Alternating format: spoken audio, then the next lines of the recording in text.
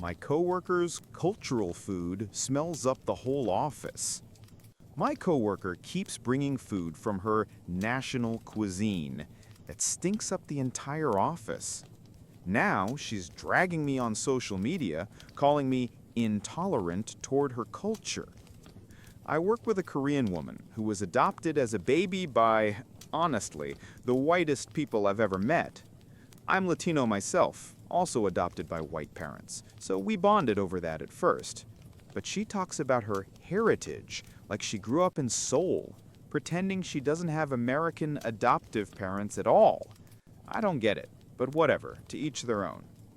Anyway, she constantly brings Korean food for lunch, and the smell is so strong, and not in a good way.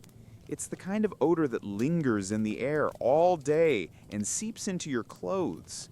We work in a tiny space, and there's nowhere to move or hide.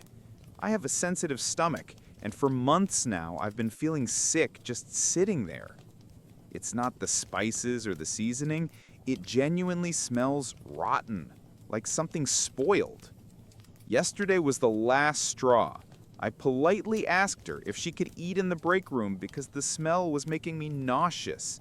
I must have apologized 10 times while saying it, trying to be as kind as possible.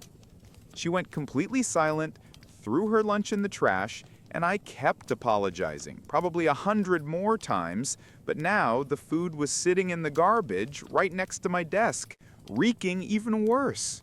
I eventually had to ask to leave work an hour early because I couldn't stand it anymore. As I was heading out, she snapped, "Don't pretend to be sick. I won't bring my culture to work anymore." I knew things would be awkward, but the next morning I woke up to see she'd posted a flood of angry updates about me online, calling me racist and claiming I told her not to bring non-American food because it offended me, which never happened. My manager told me we'd be having a colleague relations meeting today, obviously about us, and now I'm terrified I'll get fired for being culturally insensitive.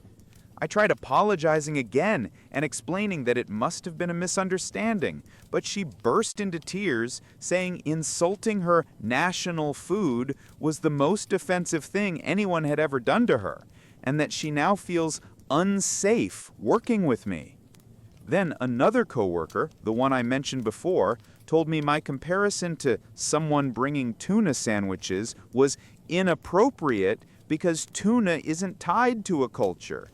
He even added that maybe my nausea was a subconscious form of racism.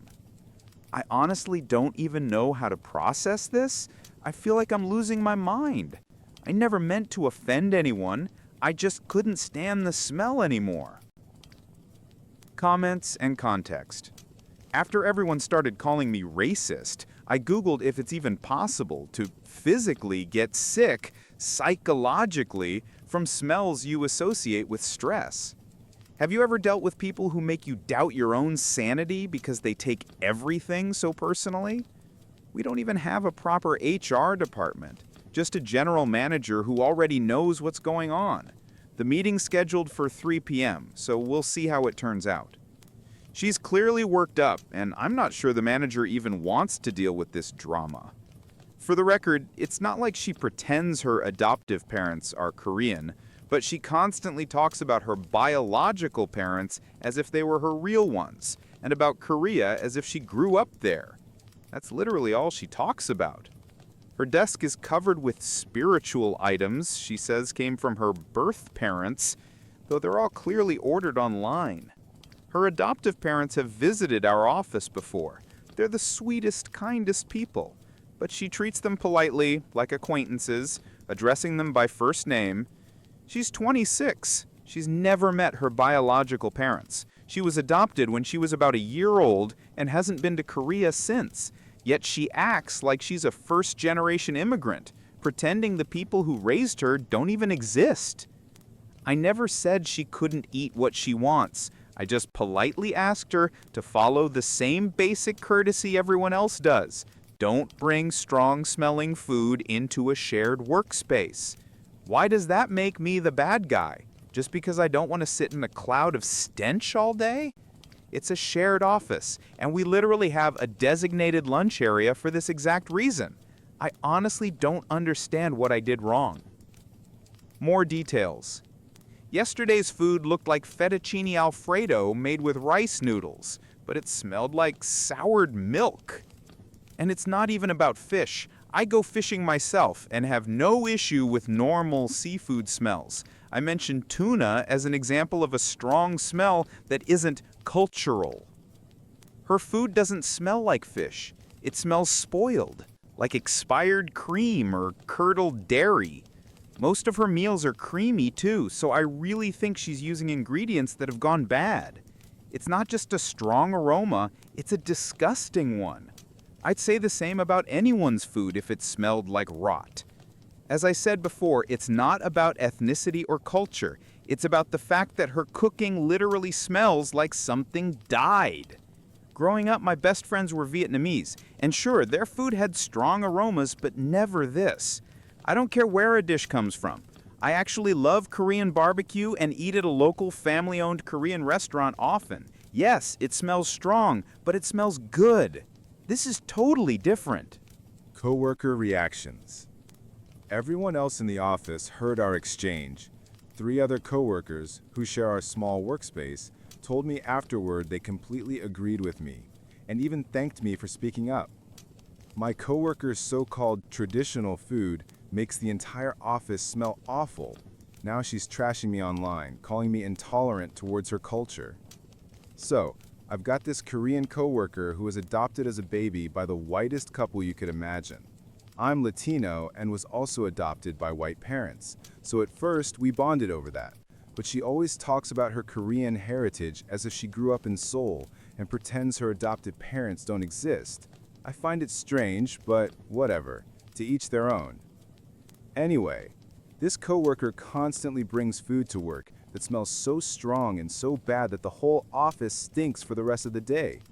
I've got a sensitive stomach, and it's honestly unbearable. We work in a tiny office, so I can't move away. The smell hits you in the face, and there's nowhere to escape.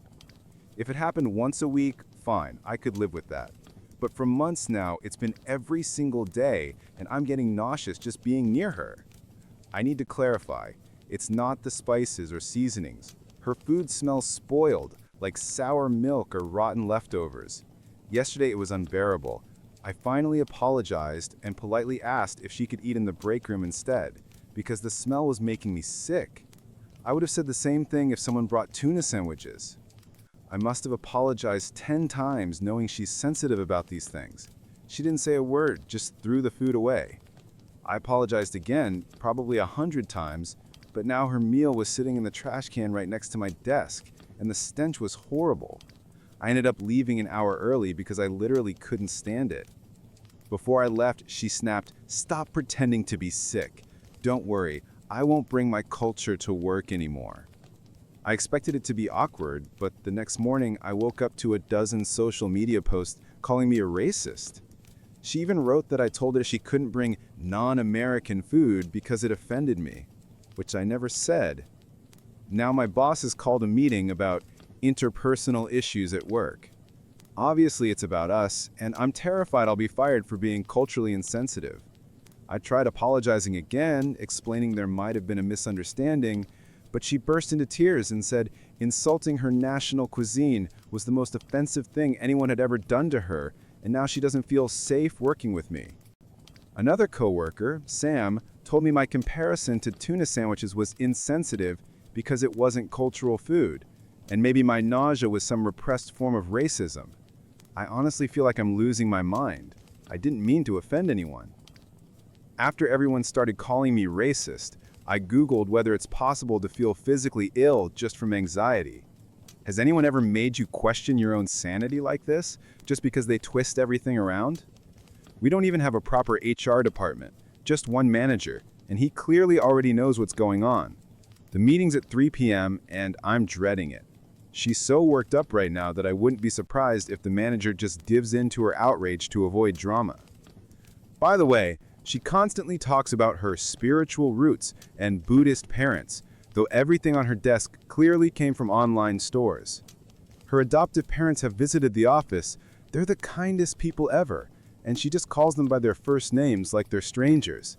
She's 26, was adopted at around a year old, and has never been to Korea, yet she acts like she's the child of Korean immigrants and ignores the parents who raised her. I never told her she couldn't bring food. I just asked politely to respect the same rules everyone else follows. We even have signs in the kitchen saying food should be stored and eaten only there. How does that make me the bad guy? I just don't want the place to smell like rotten milk. It's shared space, not her personal kitchen. And just to clarify, I love fettuccine alfredo, but whatever she made smelled nothing like that. It reeked like spoiled dairy. The other 3 coworkers in our tiny office all agreed and thanked me later for saying something. The only one defending her is her best friend, both in and out of work, and of course, he called me racist too.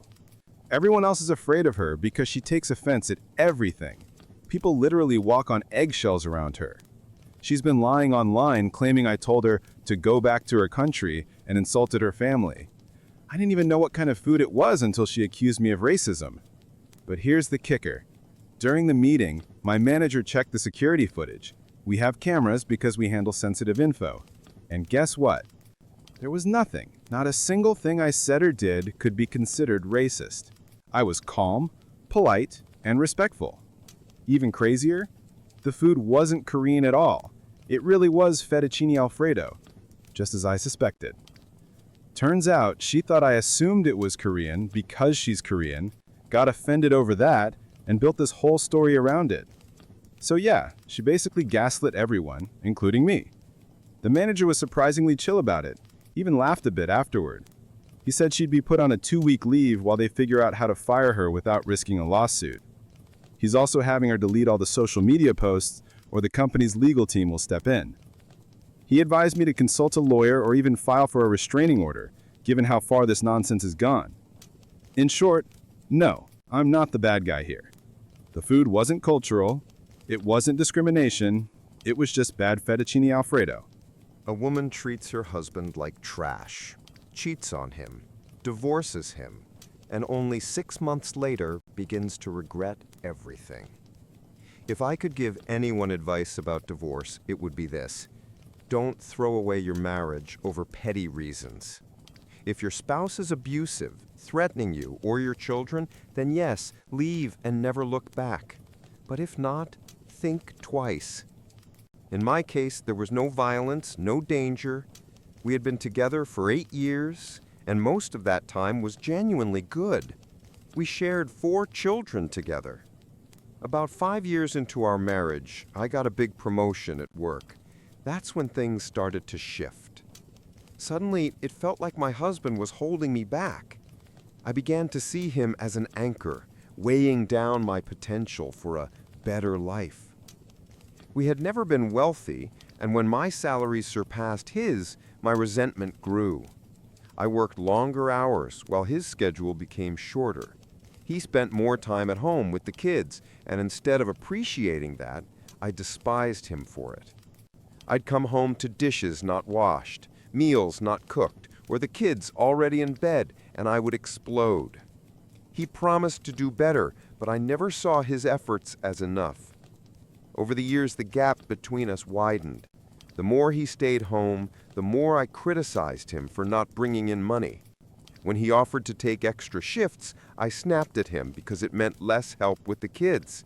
No matter what he did, I always made him feel wrong. Deep down, I wanted him to hurt. And then, I met another man at work. At first, it was harmless, just chatting, laughing during breaks. Then it became texts, photos, videos, and eventually meeting alone. I knew it was wrong, but it made me feel alive. My husband hadn't made me feel that way in years. One night, I came home to find he had cleaned the entire house, cooked dinner for the family, and even set up a movie night. A few years ago, that would have melted my heart. But that night, I couldn't even look at him. I pretended I was sick and went to bed. He doted on me all evening, bringing me food, checking my temperature. Instead of softening me, it made me furious. I was texting the other man before the night was over. After that, nothing he did was enough. I picked fights, pushed him to the breaking point, waited for him to snap. He never did. Instead, after every fight, he apologized, even when he had done nothing wrong. I, on the other hand, never apologized. I made sure he felt smaller, weaker, undeserving. When he eventually discovered my affair, I acted cold, like it didn't matter. Inside, it tore me apart, but I refused to show it. I saw his face break, saw him struggle not to cry, and in that moment, instead of compassion, I told him I wanted a divorce. It was like I could hear his heart ripping in half. He begged, pleaded, said we could work through it. But I didn't care. I ended things with the other man, not out of guilt, but because I knew I could always go back if I wanted to. Meanwhile, I kept tormenting my husband with constant criticism, never letting him breathe. I convinced myself I was right, that the whole internet was on my side, validating my anger. Eventually, I met with a lawyer. A couple of weeks later, I filed for divorce. The process was simple. He didn't fight me on money, on custody, on anything.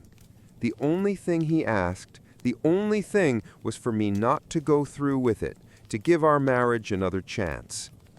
And I still left. I didn't care at the time. He was broken, but I felt free. Free to do whatever I wanted, without guilt, without accountability. For a moment, it was intoxicating, that feeling of freedom, but it didn't last. Within the first month after he moved out, reality hit me hard. I forgot trash day 3 times in a row. Dirty dishes piled up in the sink, laundry sat untouched for so long, I started sniff-testing clothes to see if they were wearable. And my kids, I had never seen them so unhappy. My oldest daughter had seen some of the messages I exchanged with the other man months before, and she knew her father still wanted to fix our marriage. She stopped talking to me, except to ask when she could visit her dad. The younger ones, too, said they'd rather live with him. I tried to buy their happiness, toys, games, little distractions, but their joy lasted minutes at best. They wanted their father. Work became another battlefield. Alone, I couldn't keep up with the extra hours that had once made me feel powerful. I caved and began calling my ex, asking him to watch the kids. Every single time he showed up, he'd clean the dishes, do the laundry, sometimes even cook dinner. When I came back, he rarely spoke to me, just a quiet, "Call me if you need something." And then he'd leave, always looking so heartbreakingly sad. A couple of months later, friends pushed me to go on a date, dinner and a movie. I thought maybe it would be a new beginning. But halfway through dinner, guilt crashed down on me like a tidal wave. It was unbearable. I skipped the movie, went home, and cried for days. That's how I ended up on a therapist's couch. I poured everything out, from the promotion at work to the divorce papers. The therapist listened and then told me plainly, I wasn't right. The justifications I'd clung to, the support I found online, all of it. Lies I used to excuse myself. I kept going back, 2, sometimes 3 times a week. I argued, I tried to prove I had been right all along. But the more I spoke, the more the truth became undeniable. I was the one who destroyed us. My flaws, my cruelty, my pride, they outweighed everything. I had said and done things so vile, even I wouldn't want to live with me. Yet he had. He wanted to. I'll never forget the day he begged me in front of the lawyer not to go through with the divorce. He was still fighting for us, even as I was signing our life away. And then I bragged about it online like it was some kind of victory.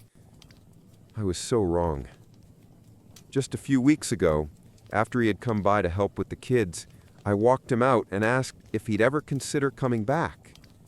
He looked at me, tears filling his eyes, and said he didn't know if he could. The pain had been too long, too deep. He admitted that what hurt him most wasn't the cheating or even the divorce itself, but the way I sighed of relief the moment the papers were signed. He thought his love was enough before it was too late, but I didn't. And now, he doesn't know if he'll ever be able to trust me again. I can't blame him. Looking back, he was a wonderful husband, and I destroyed him. I robbed my children of the amazing father they had.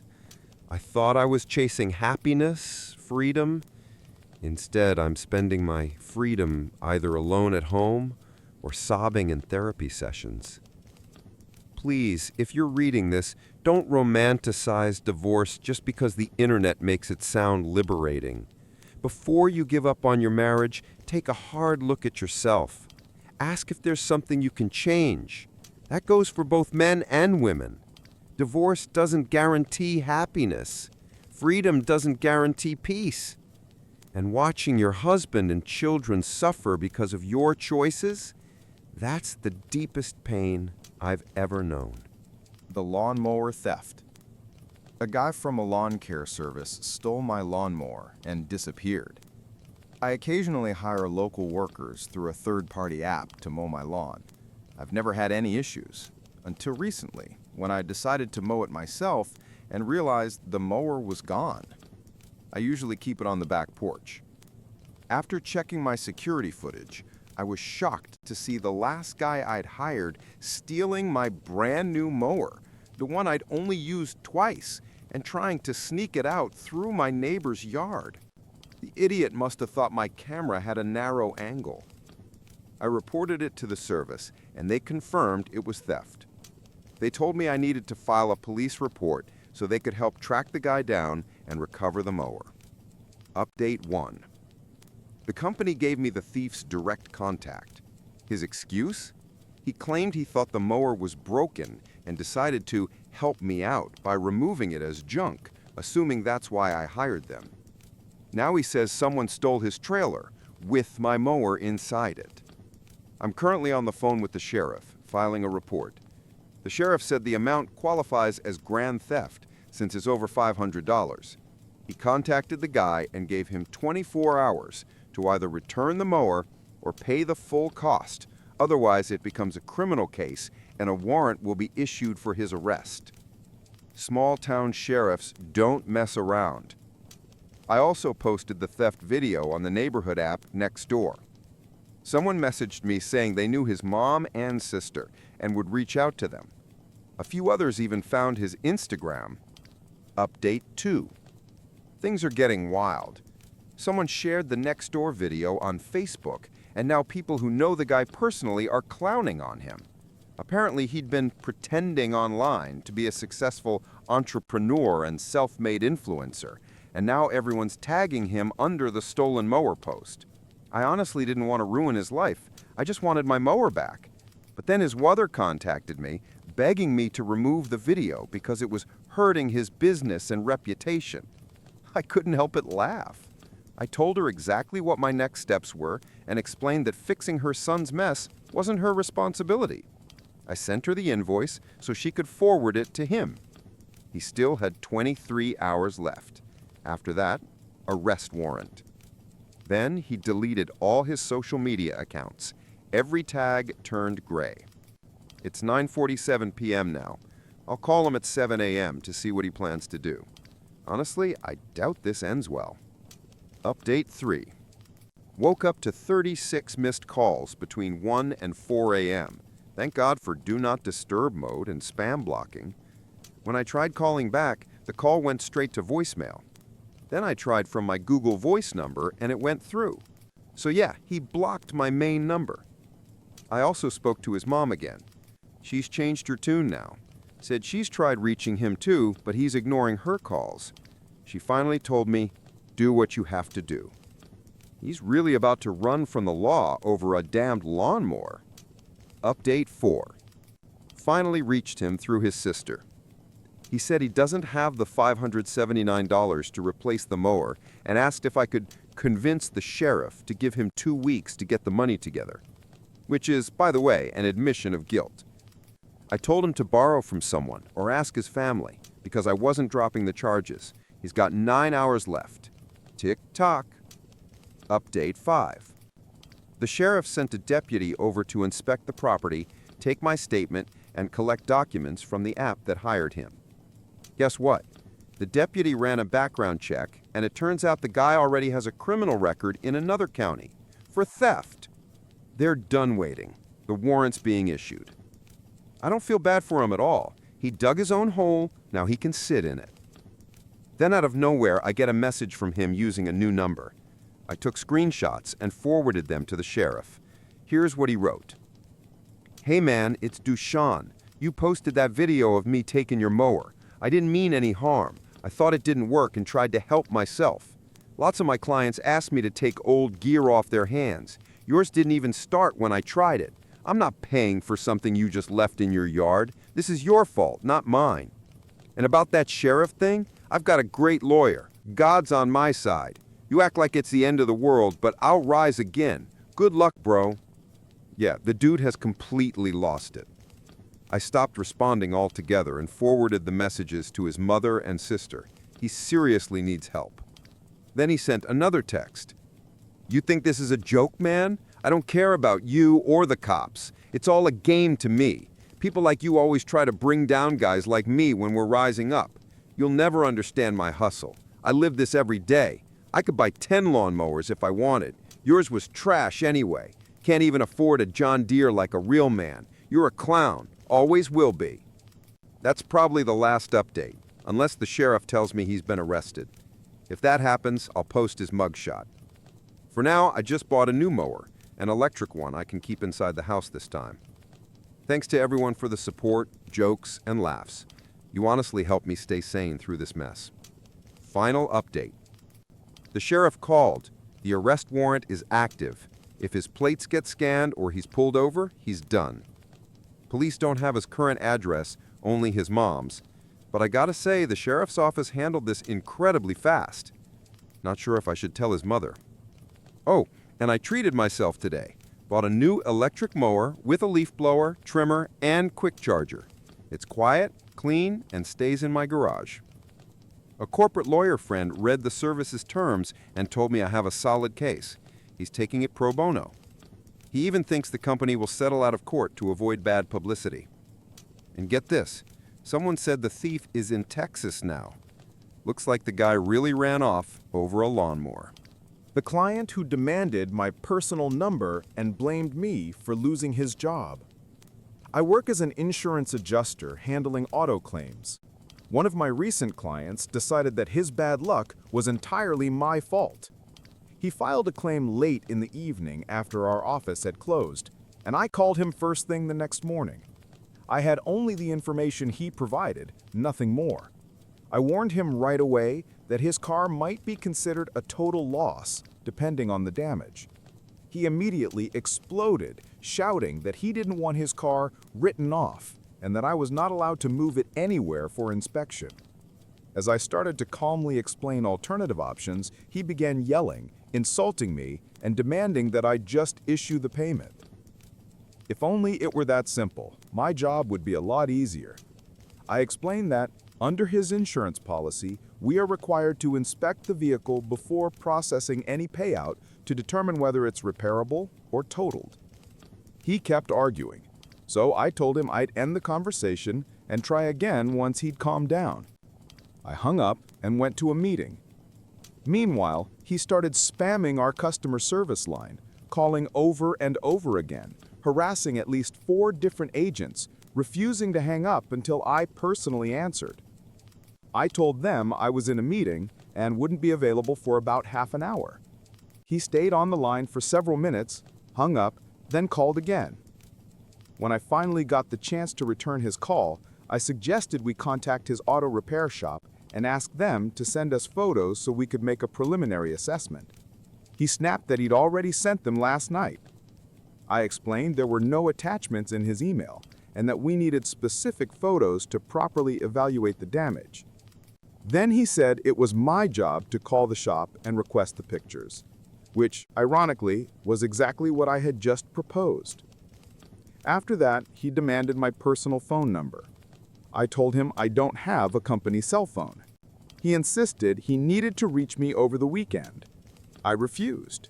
He repeated the demand several times, then demanded to speak with my supervisor.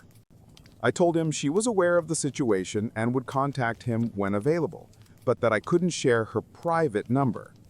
He ordered me to make her call right now. I reminded him she's my supervisor. I don't control her schedule.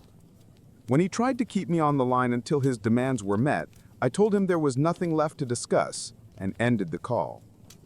Later, I phoned the repair shop and the employee there was rude as well, claiming I was interfering with a good man's job and wasting their time. I politely asked them to just send me the photos by email so we could move forward, and they promised to do it. My last name is rare and included in my email address, so I spelled it out several times. But 2 hours before the end of the workday, no photos had arrived. I emailed the client to let him know, and he said he'd call the shop himself. 5 minutes before closing, I tried the shop again. No answer, no voicemail option. I sent the client another message saying, "Photos still haven't been received, so your claim will resume processing on Monday." He responded by accusing me of working in a different time zone, saying it was unfair because I had 3 extra hours. I corrected him, it's just 1 hour, and pointed out the shop had the entire day to send the images. Then he announced that, since he didn't have rental coverage, he'd lose his job on Monday, and that would be my fault. Right, so his employer is so heartless they'd fire him over missing 1 single day. Maybe he should be talking to a state's labor department instead of me. He then circled back to demanding I just approve the claim, insisting I was deliberately delaying the process to make his life miserable. I wonder what he thinks happens to adjusters who ignore procedure and pay out claims illegally. Spoiler, we don't get cookies. We can actually be fired, fined by the state, or even prosecuted. The company could also sue us for wrongful payout. And if a client knowingly cashes a check for a claim that wasn't valid, they can be charged with insurance fraud. We'll see what happens Monday. My supervisor has been reviewing my notes and listening to call recordings, and I suspect she's preparing for a very fun conversation with him, especially since every abusive call is recorded. Update 1. Nothing major yet, surprisingly. The client's gone silent, which honestly worries me more than constant shouting. My supervisor left him a voicemail yesterday, but he hasn't called back. She told me I did the right thing by switching him to written-only communication, and I don't have to answer his calls anymore. She also said that if he starts making threats, which seems entirely possible, she'll involve corporate security and help me file a report with his local police. Every call is recorded anyway. Today, I spoke with the shop owner about how unprofessional his employee had been on Friday. He admitted that the client had been harassing her non-stop on the phone, apparently because she'd made the mistake of giving her her personal number when he demanded it.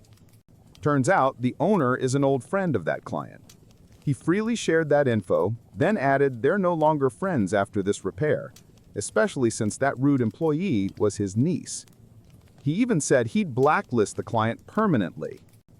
Finally, I got the photos, detailed and numerous. The damage was actually minor. Clearly, he'd just hit some large metal object on the road that got wedged underneath the car. The shop even sent a photo of the bent part. And yes, you all were right, he had a large aftermarket accessory installed that wasn't covered by his policy. It's a custom roof on his pickup truck, but it wasn't damaged anyway. Even if it had been, we wouldn't cover it. His policy doesn't include custom equipment. I sent everything to our special investigations unit. While they agreed the client's behavior seemed suspicious, there wasn't enough evidence to open a full fraud case. And since it was a single vehicle accident, we're obligated to cover the repair, even if he wasn't entirely honest about what happened. Some states allow denial if a client lies about the cause, but unfortunately, not this one. I emailed him to confirm we'd received the photos and were coordinating with the shop. He never replied. Total silence. Absolute silence. Either he's truly ashamed of his behavior, which would be the right reaction, Or he's like a ticking time bomb, waiting until the end of the week when I'll be swamped with work so he can explode again and tell me how I cost him his job. We'll see. This will probably be my last update, but if anything else happens, I'll post again. Huge thanks to everyone who supported me. You helped me realize I'm not crazy or overly sensitive. And to those who say, it's your job, you're trained to handle this, let me be clear. First, no, nobody trains you to deal with this level of insanity. Second, my job is to fix cars, not to tolerate verbal abuse and unhinged tirades. Let this be a reminder to everyone, be kind to people, especially to the faceless voices on the phone who are just doing their jobs. Second update. Thank you all for the kind messages and support. A few people asked how it all ended, so here's what happened. The silence didn't last long. Turns out the client really was a walking time bomb. The repair shop sent me all the information I needed to finish the preliminary repair estimate. The shop owner explained they'd probably find more damage once they started working and would contact me for updates. He apologized again for his niece's behavior during my first call and said he's no longer friends with that client. Our special investigations team reviewed the case and concluded there wasn't enough evidence to call it fraud, so that was that. I emailed the client asking where he wanted the payment sent, directly to him or to the repair shop. He immediately demanded a call, claiming he disagreed with the estimate. Here's how auto insurance payments actually work. The company first creates a preliminary estimate based on visible damage. An initial payment is issued to start the repair process. The shop and insurer stay in touch. If more hidden damage is discovered, additional payments are made later. Simple enough, right? Not for this client. He started yelling that the shop's estimate was $7,000, but we were only paying $6,500. I explained that we're happy to work with the shop and pay more if new damage is found, but the insurance can only cover verified damage. I also mentioned that we keep policy prices fair by aligning payouts with shop estimates and avoiding unnecessary overpayment. He didn't let me finish. He screamed that I'd cost him his job and now was refusing to pay what the shop demanded. I clarified that no one was refusing payment, it was just the first installment, and I only needed to confirm where to send it. Then I warned him that if he kept talking to me like that, I'd end the call. His response? Of course you will. No hint of reflection, no apology, acting like a spoiled child, though he's almost 40. I tried to continue, but he kept shouting over me, saying disgusting things about me and my family. Finally, I said, "Do you really want to finish that sentence on a recorded line that dozens of people might hear later?" He paused for a second and then said, "I hope your husband rapes you and leaves you." Yes, he really said that. I'd recently gotten married, and IT was in the middle of changing my name in our systems, so some programs showed my maiden name and others my new one, meaning I had to explain it constantly. I'd even explained it to this client earlier, so he knew he was saying that to a newlywed woman. I admit, I lost my professional tone for a moment. I told him, "Sir, throughout this entire process, the only thing preventing your car from being fixed is you. The way you've treated me, my coworkers, and the shop employees is appalling. You should be ashamed of yourself.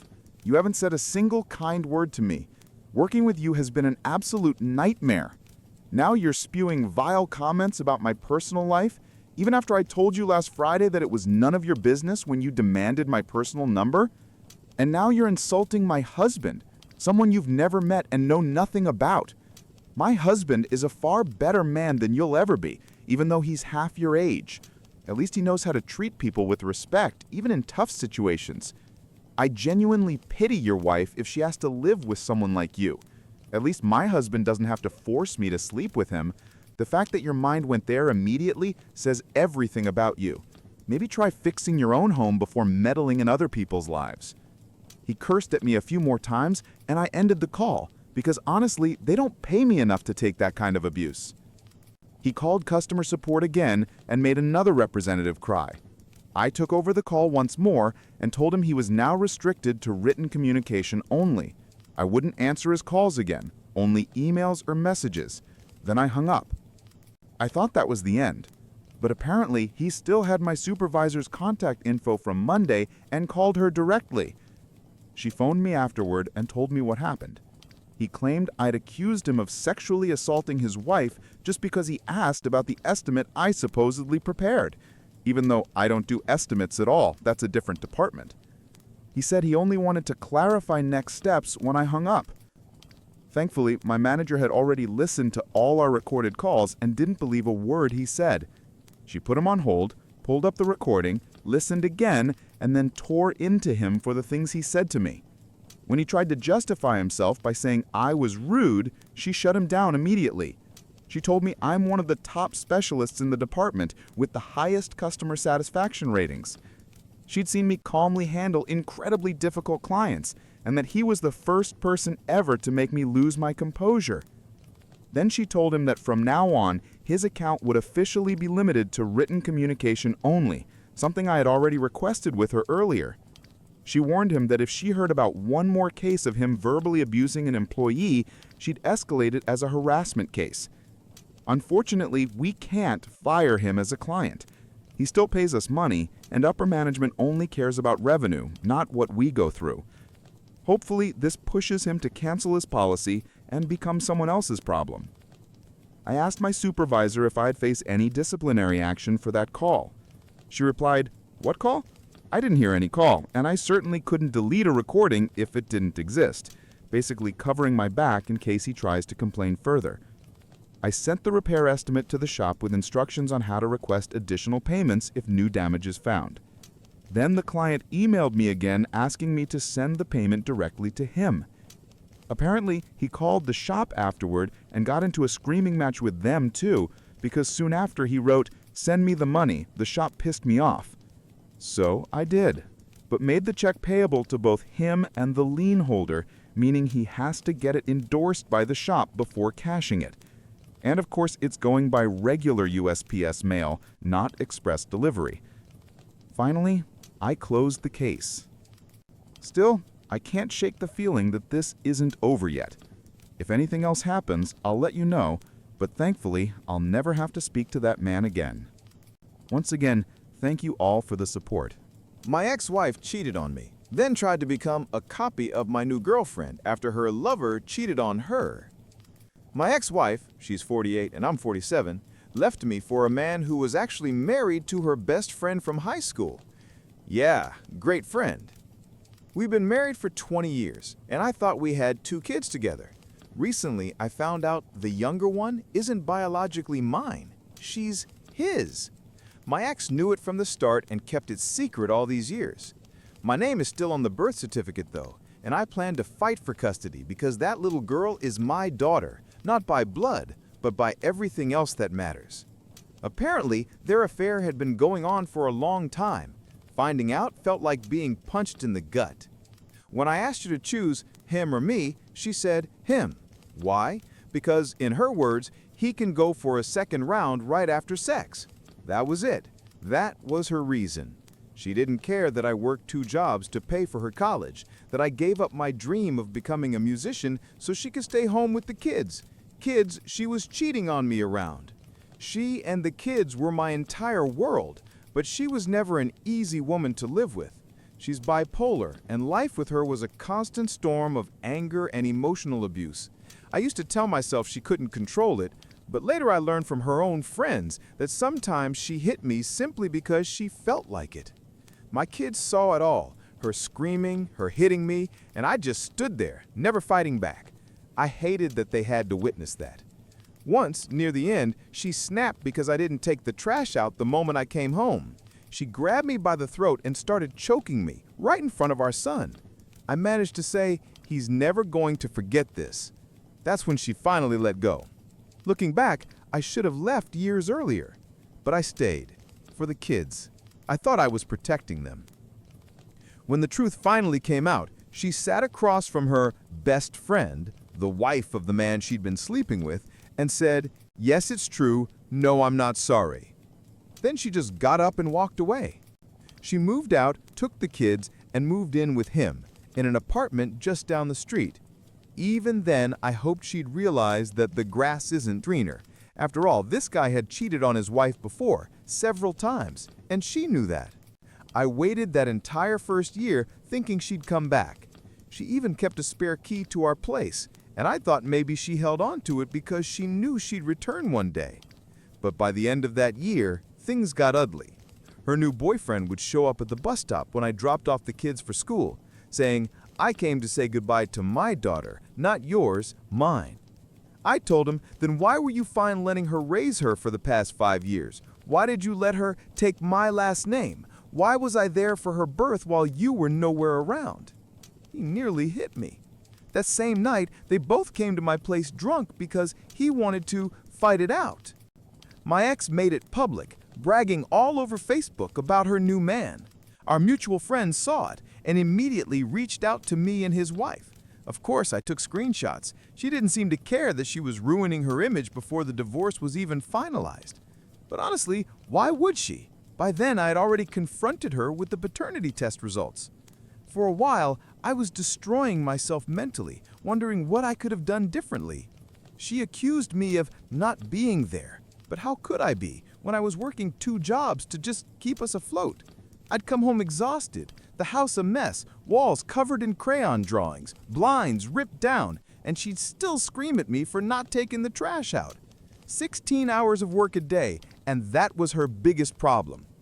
Eventually, I started to believe maybe it really was my fault, that I somehow caused it all. It took time, and my brother, to pull me out of that mindset. He forced me to join his band, said it helped me get my life back.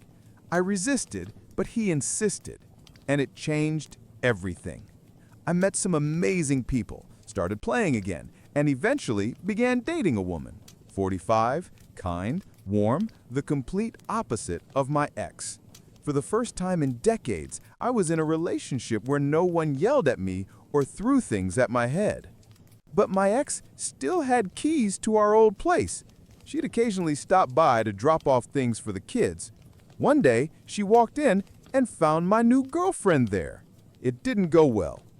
That evening, she called, furious, demanding to know who the woman was and why she was in our house.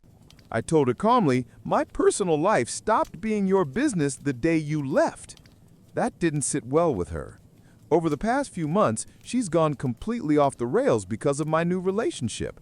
She tried to friend request my girlfriend on Facebook, demanding she accepted so she could see who was around her kids. When my girlfriend refused, she called screaming that I needed to make her accept.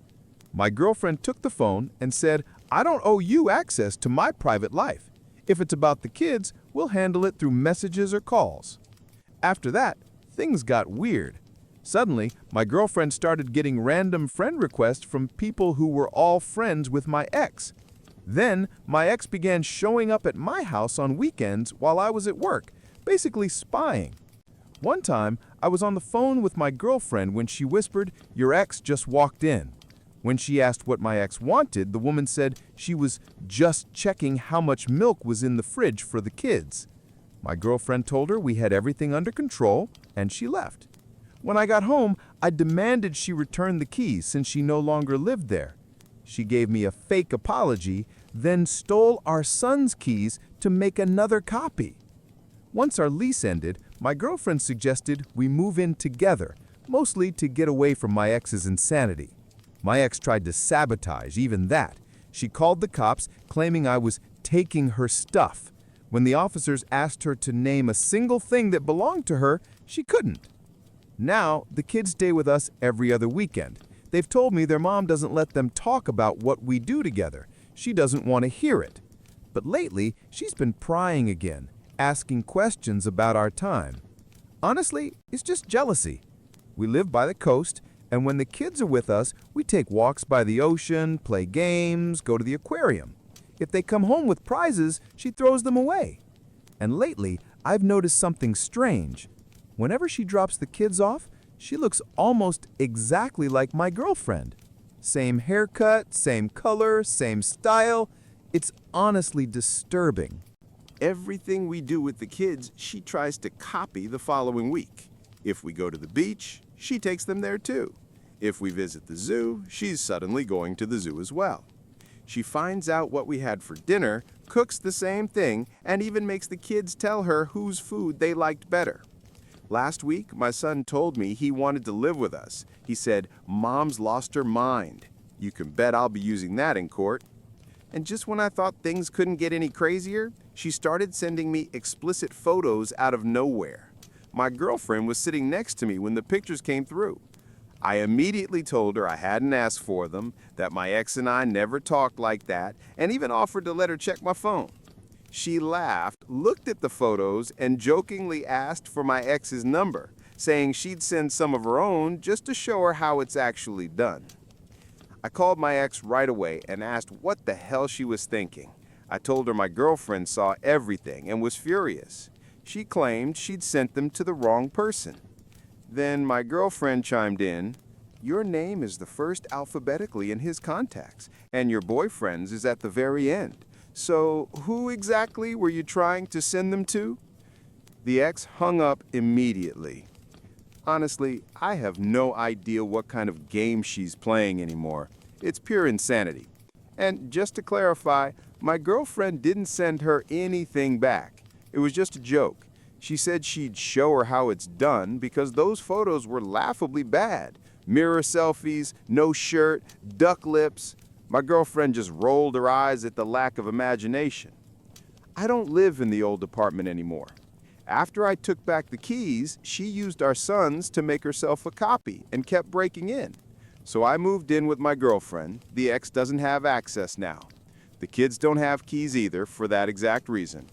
I'm currently fighting for custody. It's not easy since I'm not my daughter's biological father, but my name's on the birth certificate, which gives me legal rights. The ex has been prescribed medication, but I doubt she takes it. Whenever the kids come over, I check for bruises just to make sure no one's hurting them. Apparently, she even hit her boyfriend once, and he punched a hole in the wall, warning her that if she tried that again, he'd fight back. Comment: from what you've described, your ex sounds completely unstable, maybe even dangerous.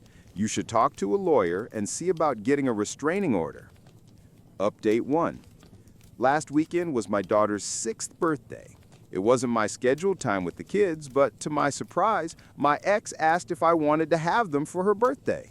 Of course I said yes, and she even let me keep them for 2 extra days.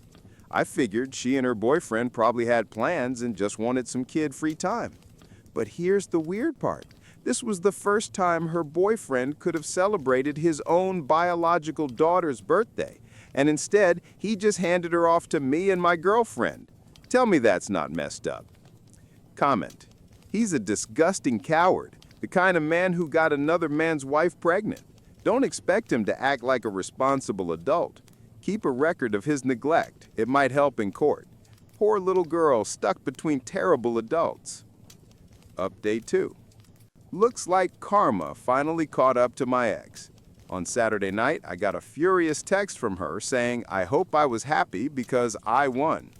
I know I shouldn't have replied, but I asked what she was even talking about. She sent a bunch of nonsense and then told me to go ahead and gloat, said I'd probably enjoy it even more since it's my fault something bad happened to her. I asked what exactly she meant, but instead of explaining, she went on a drunken rant about how all men are pigs and can't be trusted. That's when it hit me. She was drunk again, and her boyfriend had cheated on her. I didn't say a word. You can't reason with her when she's like that. I just read the messages, realizing she finally got what she deserved. She left me for my married friend, the same guy who'd already cheated on his wife multiple times. She was affair number 3. When I reminded her that the day she left, she said, "I know what I'm getting into." Well, turns out she didn't. She thought she'd be the one who'd change him. Guess not. When she ran out of insults for me, she turned her attention to my girlfriend, said I was ugly as hell and that I could have any woman, but chose a monster to replace her. My girlfriend is gorgeous, inside and out, and her ex clearly can't stand it. She's been obsessed, copying her looks, stalking her online, trying to provoke jealousy. Then she said something even more ridiculous. Claimed I didn't actually love my girlfriend because it's impossible to fall in love with the first woman you sleep with after losing me. We'd been separated for a year before I even met my girlfriend, and it took me a long time to trust again. That trust, she earned it. Then my ex accused me of being with my girlfriend only because I lost my old apartment and was mooching off of her for a place to stay. She said, "You're just pretending to love her because you're homeless." For the record, I had my own place, across the street from my ex. She intentionally rented nearby so I'd have to see her new boyfriend every day. When my lease ended, I moved in with my girlfriend and found work near her place. It was obvious she was trying to start a fight, but I didn't give her the satisfaction. And just when I thought her insults couldn't get dumber, she said, "I'm sorry I wasn't enough for you." God, I wanted to scream. You left me. Did she forget who walked out and replaced who? She dumped me for a married man who cheats constantly. What a prize. Then she went back to insulting my girlfriend, saying we both knew deep down I still wanted her and that my girlfriend couldn't compare. That's when I'd had enough. I told her to contact me when she sobered up and turned off my phone. A few hours later, my girlfriend came home and asked what happened. I handed her my phone and said, "Read it for yourself." She read the whole thing, laughed, gave it back, and said, "Looks like he cheated on her." I nodded, and she was right. She told me my ex's narcissism explodes when she's drunk, and that she's just angry she can't come over and sleep with me out of revenge. Haven't heard from my ex since. I guess, like always, the next day she reread all her messages, realized what she'd done, and felt like an idiot. Still, I'm sure she's back with him again. She just can't stand being alone. I'm so glad your new girlfriend just laughed it off. She sounds amazing. Definitely a huge upgrade from your ex. Yeah, my girlfriend's incredibly calm and grounded. It's strange, but refreshing. I got so used to my ex's constant explosions that this peaceful vibe still throws me off sometimes. You reap what you sow, man. Karma really knows when to show up. Just keep living your life. Looks like revenge really is a dish best served cold.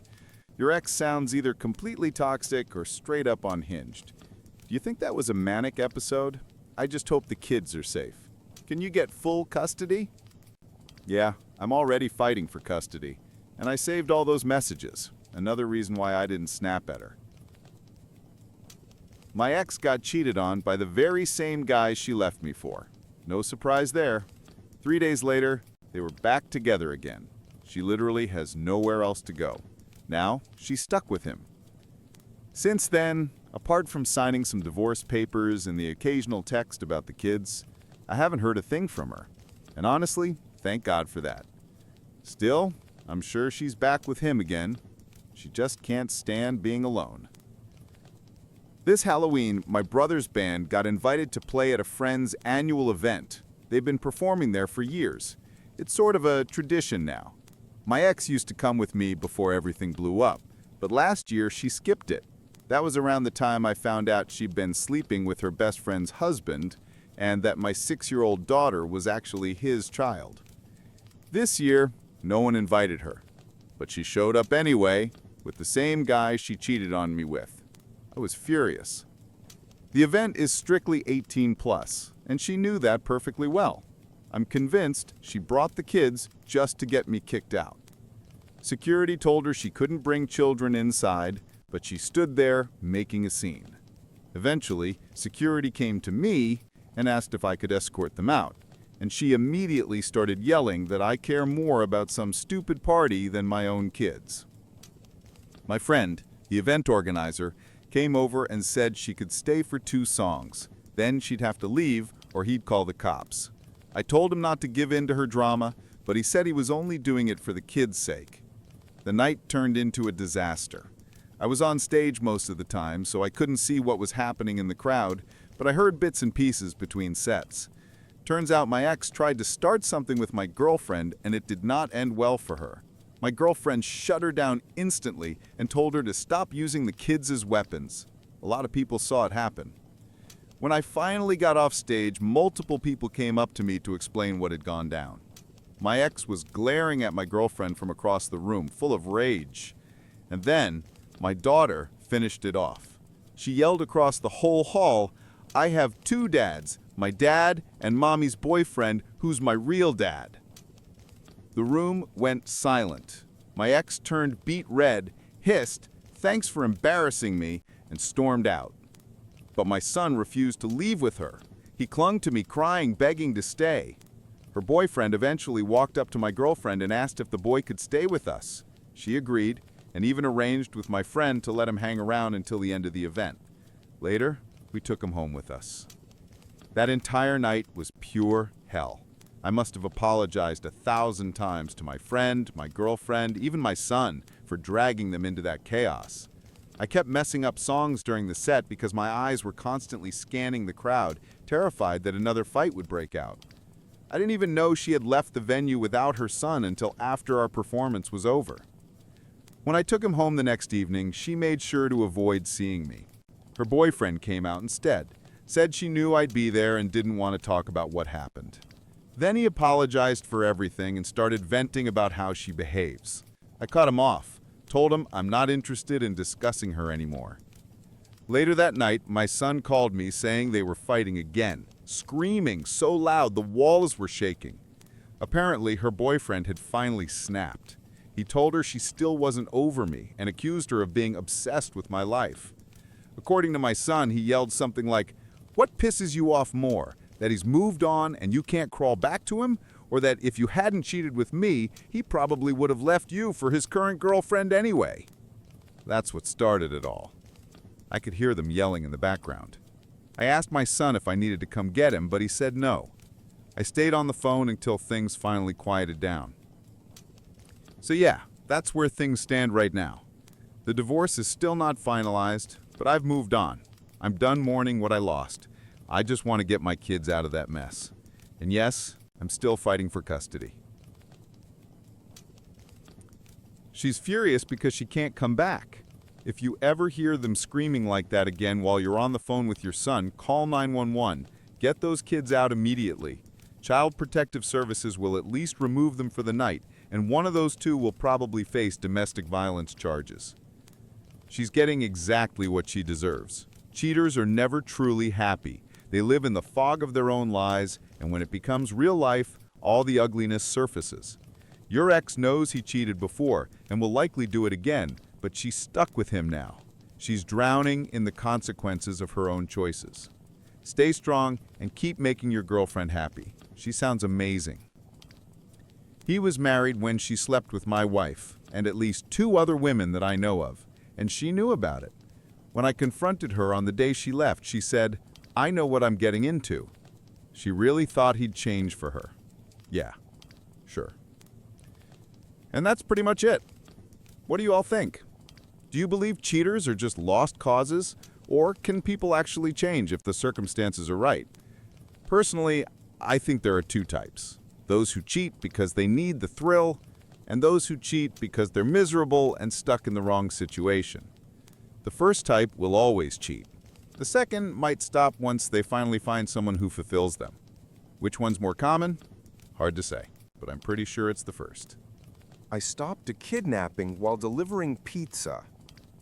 I work as a pizza delivery driver, and one night turned into one of the strangest and most intense experiences of my life. It was a crazy shift, non-stop orders driving all over the city without a single real break. I had been drinking water all evening because of the heat, and of course, I didn't make time to use the restroom. By the time I got close to my next delivery, the urge hit me like a truck. Luckily, I was nearly at the customer's address. I thought I'd drop the pizza off quickly, then deal with the problem. But when I pulled up, things immediately felt wrong. I'd been to that neighborhood before, even that house, but this time all the windows were dark, not even the glow of a TV inside. The entire street was eerily quiet. This was a college area, so sure, not many students were around in July, but still, somebody had ordered this pizza. I wasn't about to step out of the car and walk up to a pitch-black house. It was around 9:30 p.m., still hot outside, even though the sun had set hours ago. My car's AC barely worked, and the pizza boxes weren't helping. I called the number on the order. At first, all I heard was heavy, uneven breathing, then a shaky, "Hello?" I tried to keep it professional. "Hey, I'm outside with your pizza, but it doesn't look like anyone's home." The voice gasped, I'm not there. Not yet." Annoyed and very distracted by my full bladder, I snapped back harsher than I should have. Well, if you're not here, I'll have to cancel the order. You were supposed to pay cash. Next time, plan better. Almost immediately, I regretted it. The voice grew clearer. It was a young woman, maybe in her early 20s. Out of breath, she explained, "Oh my God, I was running home. I almost didn't hear you. I just switched off my AirPods. Is this better? I lost track of time at work, but I knew you'd be coming, so I'm literally sprinting back right now. Please, please don't leave. I'm starving and I don't have a car. Just 5 minutes, I promise." Hearing her voice jogged my memory. I had delivered here before, and she was always polite. Now I felt like a jerk for barking at her. I told her it was fine, that I'd wait, and hung up. But the bathroom situation was reaching emergency levels. No trees, no hidden corners. And like an idiot, I had tossed out an empty bottle earlier. The only option was the row of bushes by her front walkway. No lights outside, no one around, my car parked across the street, and thankfully, my job didn't require a uniform. I figured I'd be quick and no one would notice. I hurried to the thickest bush right near the front door, unzipped, and finally started to relieve myself. But almost immediately, I realized something was off. The sound wasn't right. It wasn't hitting dirt. It was solid. Before I could process it, a muffled male voice barked, "What the hell?" And a man suddenly burst out of the bush. He ran past me, wiping himself off. I must have hit him directly. My eyes adjusted enough to make out his shape, build, and clothes, but he disappeared before I could react. A minute later, I heard the screech of tires down the street. That's when it clicked. That girl had said she was running home, alone, at night, and some guy had been hiding in her bushes by the door. If I hadn't been desperate enough to relieve myself right there, I don't even want to think what might have happened. I was so stunned that I didn't even zip up. I just stood there, frozen, trying to process what the hell had just happened. The reality of it was so terrifying that my brain refused to accept it, desperately searching for some logical explanation that would make it all seem normal. I wondered maybe the bushes led to a backyard and only looked like they were up against the house. Maybe they covered an open basement window or something. But then that voice in my head screamed, "Dude, that guy was wearing a hoodie in 90-degree Fahrenheit. That is not normal. He's bad news. You're in real danger." The thought that I'd been just a couple of steps away from some man hiding in the bushes outside a young woman's home at night sent a chill down my spine. My fight-or-flight response completely broke down because instead of running, my dumb brain decided to do the absolute worst thing possible. I walked closer to investigate. There had to be a reasonable explanation, right? Some non-creepy reason for a guy in a hoodie to be crouched in the dark shrubs? I circled around, turned on my phone flashlight, and aimed it behind the bushes. But if something looks scary in the dark, trust me, shining a beam of light on it can make it 100 times worse. That's when I saw it. A bag. It was an old, beat-up drawstring backpack, a little damp from, well, yeah, I'd accidentally splashed it. Still in a fog of shock, I reached for it, thinking, okay, maybe this explains it. Maybe he's homeless. Maybe he was just resting here. But when I opened the bag, reality hit me like a truck. Inside were a sharp hunting knife, a roll of duct tape, and a bottle of pills. At that moment, every illusion I'd been clinging to shattered. My body flipped into full survival mode. Adrenaline and instinct kicked in like never before. Gone was the frozen, confused idiot. I became laser-focused on one single goal: get to the car. I dropped the bag like it was on fire, bolted across the street, jumped into my car, and floored it before the door had even shut. I didn't stop until I hit a red light several blocks away. Only then did I pull over in the lot of a 24-hour pharmacy, shaking uncontrollably, trying to catch my breath. When I finally calmed down enough to think clearly, the first question hit me. Do I call the cops first, or the girl who lives there? I mulled it over for what felt like 10 seconds, but when I glanced at the clock, an entire hour had passed. My brain was still scrambled. Eventually, I told myself, all right, I'm safe in my locked car with the engine running. If anything goes down, I can drive away. But she might not know what's waiting for her. So I started dialing her number. Then a horrifying thought stopped me cold. What if there is no girl? Sure, I was 90% sure I'd delivered here before, but what if I was mistaken? What if the girl on the phone was just bait, a setup to lure me into a trap? Every pizza delivery driver alive has heard of the evil genius case. I replayed the phone call in my head. She'd been panting, said she wasn't home, begged me not to leave. The whole thing was weird, way too weird. Nope, can't risk it. Call the cops first. So I dialed 911. The operator was calm, professional, thank God, because by then I was completely falling apart. I kept rambling, tripping over my words, trying to explain 3 different points at once. You have to get there before the girl arrives. He wasn't waiting for me, he was waiting for her. But then again, maybe she doesn't even exist. But I did talk to someone on the phone, so if she is real, you need to find her because she has no idea what's happening. And listen, I only checked part of the bushes. There could be more than one of them. Oh, and you'll know the guy when you see him because, I peed all over him. Not on purpose, just... Long story. Finally, the dispatcher told me to stop talking and just stay on the line. And then, her number popped up on my phone. Incoming call. I couldn't answer without disconnecting 911, so I ignored it. Seconds later, a text came through. Hey, I'm here, but I don't see you. I blurted it out to the operator, and they said the officers were just a couple of minutes away from the address. But my stomach twisted with guilt.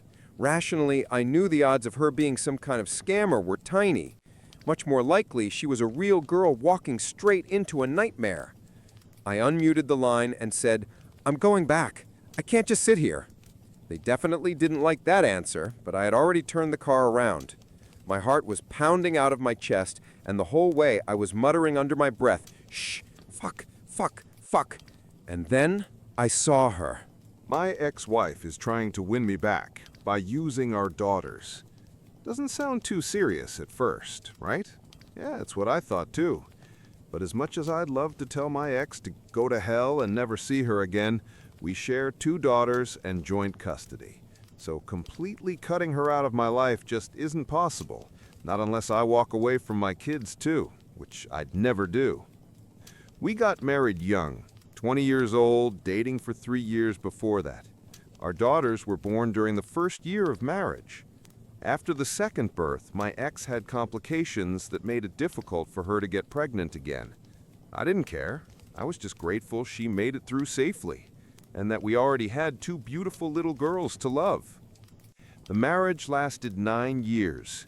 It ended when I filed for divorce after discovering she cheated. I have 0 tolerance for betrayal. I refuse to make myself miserable for something I didn't cause. Maybe it sounds strange, but my love for her died the exact moment I learned about her affair in detail. So no, this isn't some story about a man who can't let go. I moved on 7 years ago. Hell, I don't even hate her. I just don't care. Whatever happens in her life means nothing to me, unless it directly affects our kids. The problem is, I seem to be the only one who's actually moved on.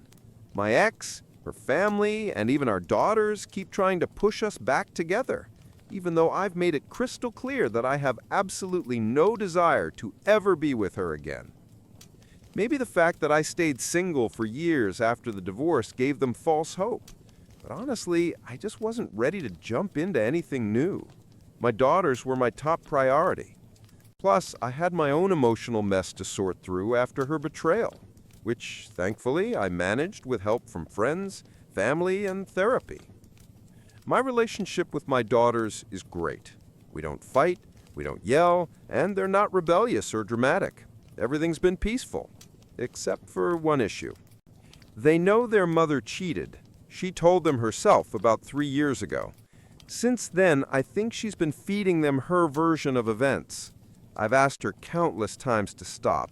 It doesn't help anyone, least of all the girls. But instead of stopping, she just got sneakier about it. Since the divorce, she hasn't dated anyone, or even tried. I guess she thinks that makes her look noble. But honestly, I find it insulting.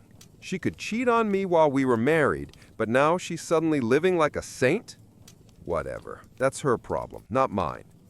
For years, I could ignore the little comments my daughters made about their mom. How good she looks now, how happy she seems, the photos she just happened to show them where she's clearly dressed up to impress. But lately, things have gotten worse. Why? Because I started seeing someone. Clemence isn't the first woman I've dated since the divorce, but this is by far the most serious relationship I've had since it ended. She's 8 years older than me. We actually knew each other for about 4 years before anything romantic happened. We shared a hobby, became close friends, and eventually realized there was more between us. And yes, I genuinely love her. It even surprised me when I realized it. I honestly thought my ex's betrayal had broken something inside me, that I'd never be able to love again the way I once did. At first, my daughters didn't know much about Clemence. Just like my previous relationships, I kept things private.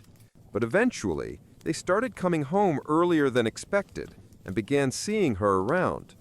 Nothing inappropriate ever happened, but soon came the sighs, the cold looks, and the questions. What is she doing here? Don't you think it's unfair to Mom? It was like they thought I was dating just to spite their mother. I sat them down for a serious talk, explained everything over and over, but it just didn't sink in. They're still clinging to some childish fantasy where their parents get back together. Clemence, thankfully, is incredibly understanding. She doesn't take it personally and keeps saying, give them time. But honestly, I'm not convinced time will fix this. It hasn't yet, so why would it now? I've run out of ideas. That's why I'm asking for advice.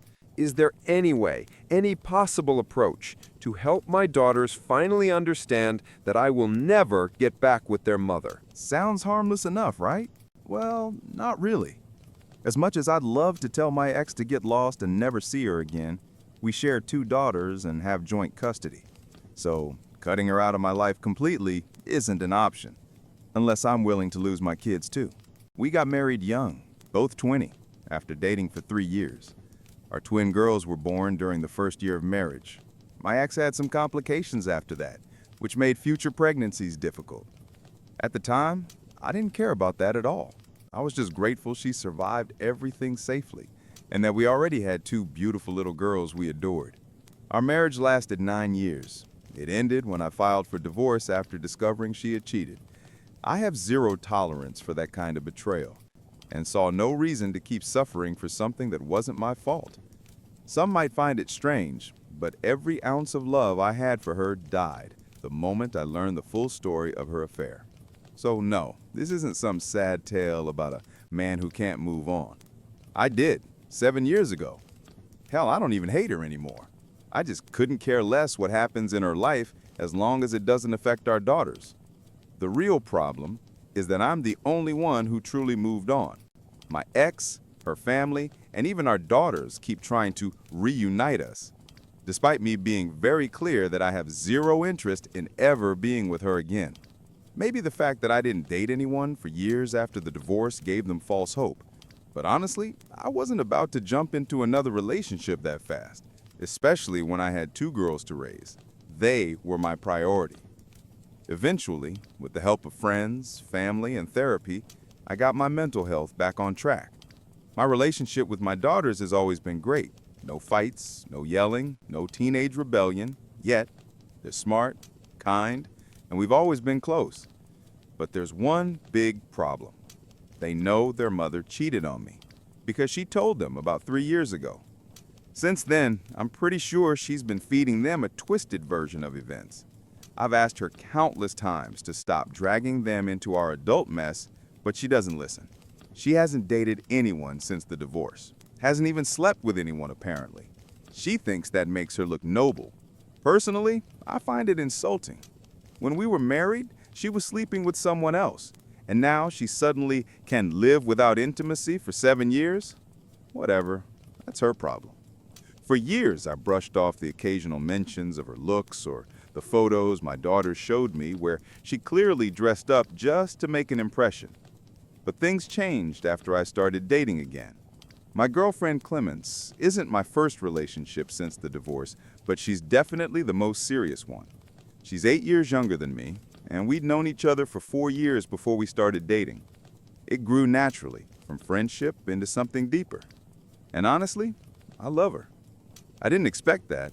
I thought my ex's betrayal had broken something inside me, that I'd never be able to love again. Turns out I was wrong. At first, my daughters didn't know much about my relationship with Clemens. Then they started showing up at my house earlier than scheduled, sometimes finding her there. We were never inappropriate, just living our normal lives. But soon came the questions, what is she doing here? Or, that's not fair to Mom. It's like they genuinely believe I'm seeing someone just to hurt their mother.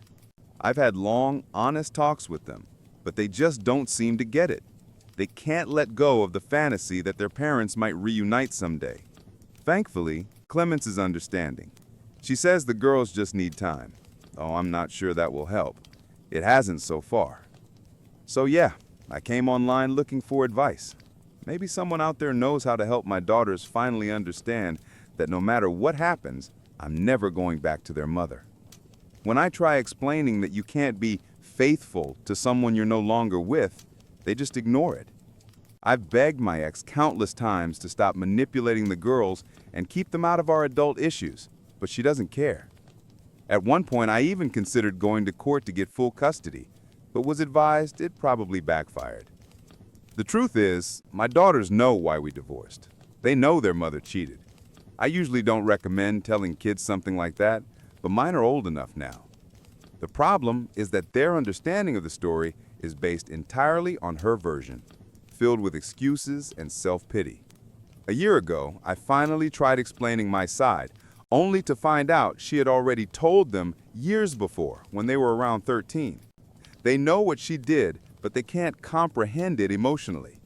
To them, their mother has always been loving and caring. They can't imagine her cold and distant like she was during the affair. Back then, she completely shut me out. Not just physically, but emotionally. She stopped doing little things. Morning kisses before work, random hugs, shared jokes, all gone. I realized something was off and eventually, with a close friend's help, uncovered the truth. She had been giving all that affection to someone else. I'll never forgive that. My daughters don't understand why, and honestly, I don't want them to. No child should ever have to carry that kind of pain. So when they talk about regret, forgiveness, or getting back together, I just can't relate. Where was all that love when it mattered? Update. It's been a while since my original post. A lot has changed. My daughters actually found that post by accident. I had no idea they were even on that site. One day, I came home from work and found them both in tears. They ran to me, hugged me, and begged me to forgive them. Apparently, they'd read one of my comments and learned the full extent of their mother's affair and how deeply it hurt me back then. We went through a lot of therapy together.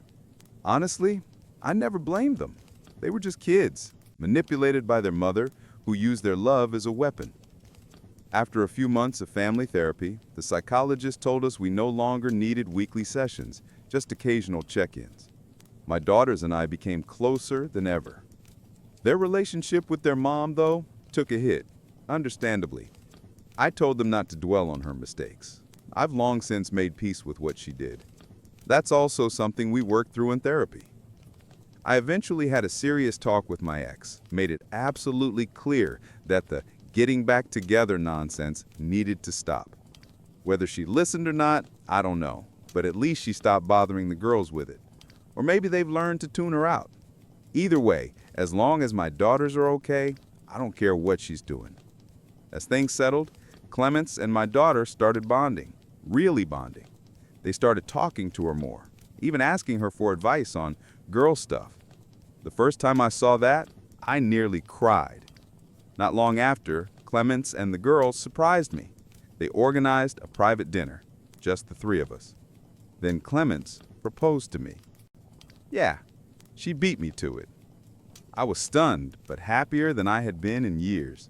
Not just because of her proposal, but because my daughters helped her plan it.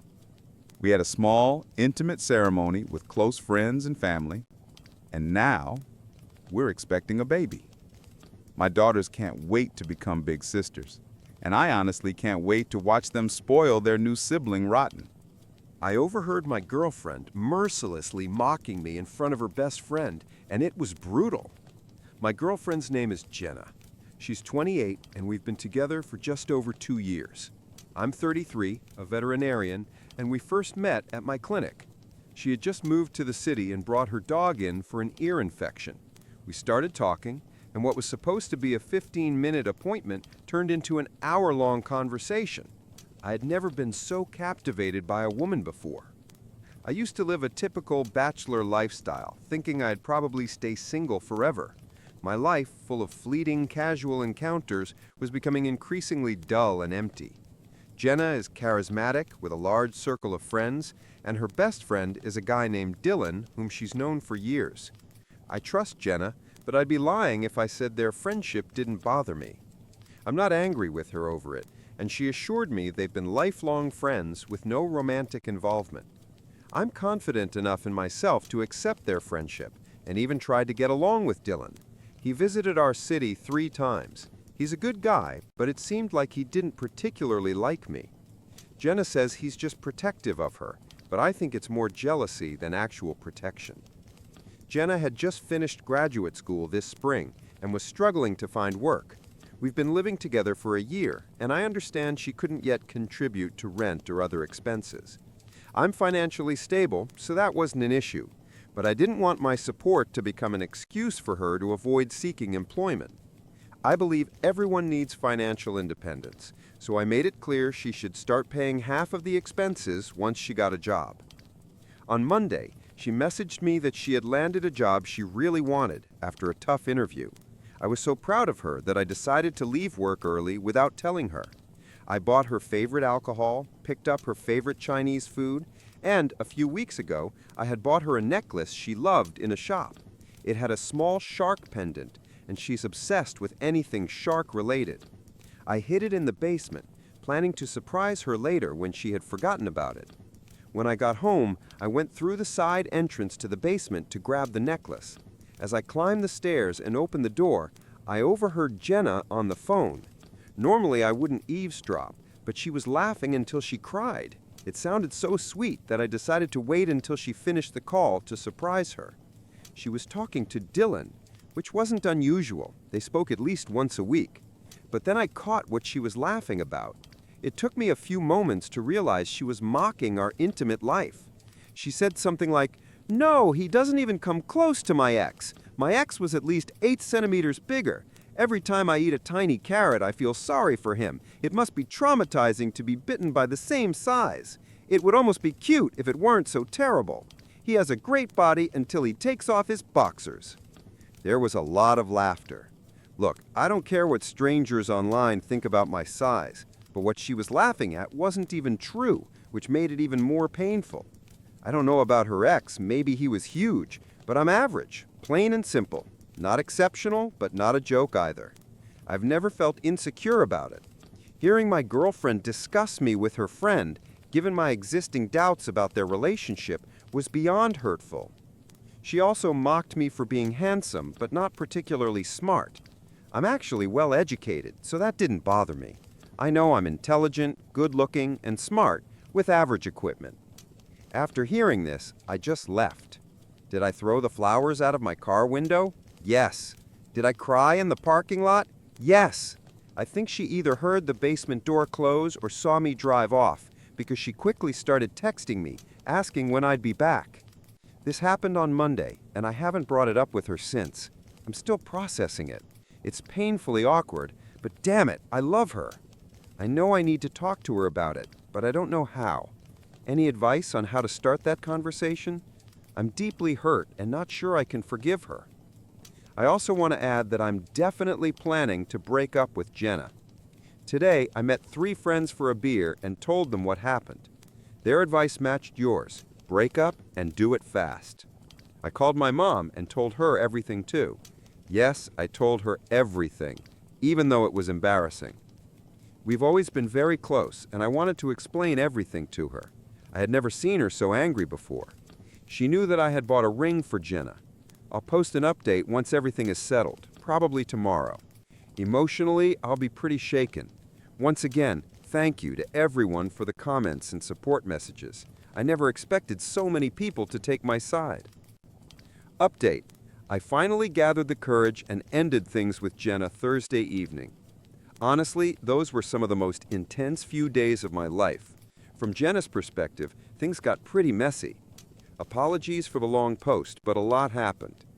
Following advice from friends, my mom, my brother, and many of you, I decided to talk to her in a public place. My reasoning was simple. Someone capable of such cruelty and dishonesty could easily twist the story, claiming I was abusive or any other nonsense. I wanted to believe she wouldn't do that, but after everything, better safe than sorry.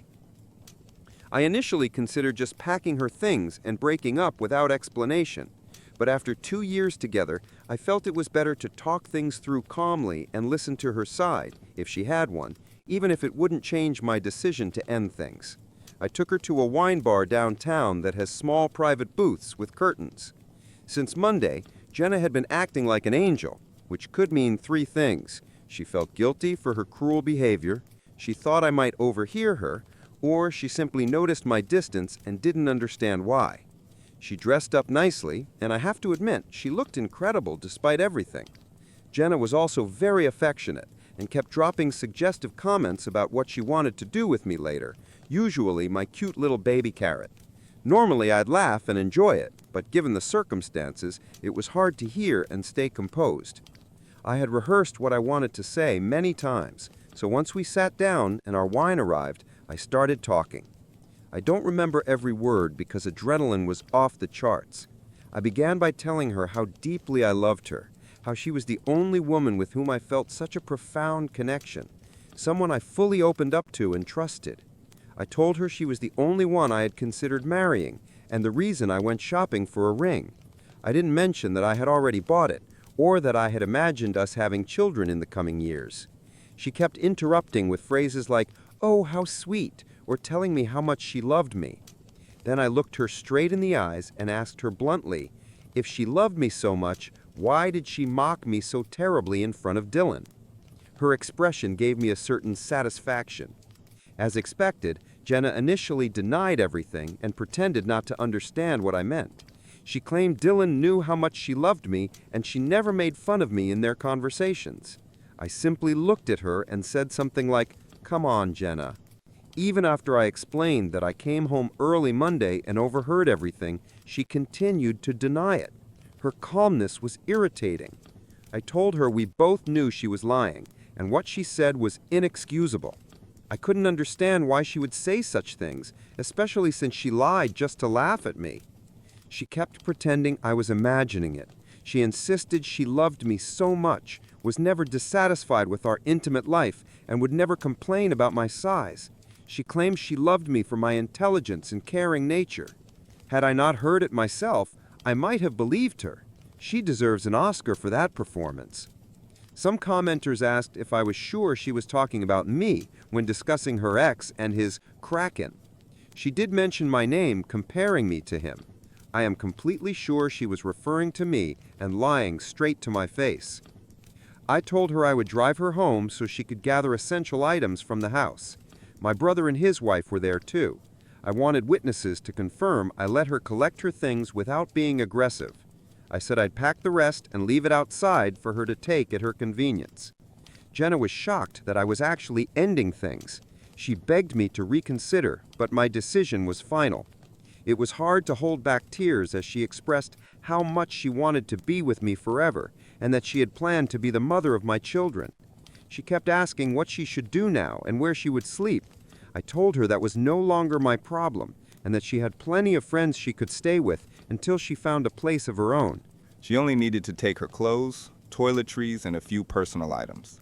Almost all furniture and decor in the house, which she had redone, had been paid for by me. And then the tears began. Jenna started crying, saying she couldn't understand how I could treat her this way. She repeated over and over that she always thought I was a good guy. I told her I am a good guy. That's exactly why I didn't throw her things on the lawn, change the locks, or leave without explanation.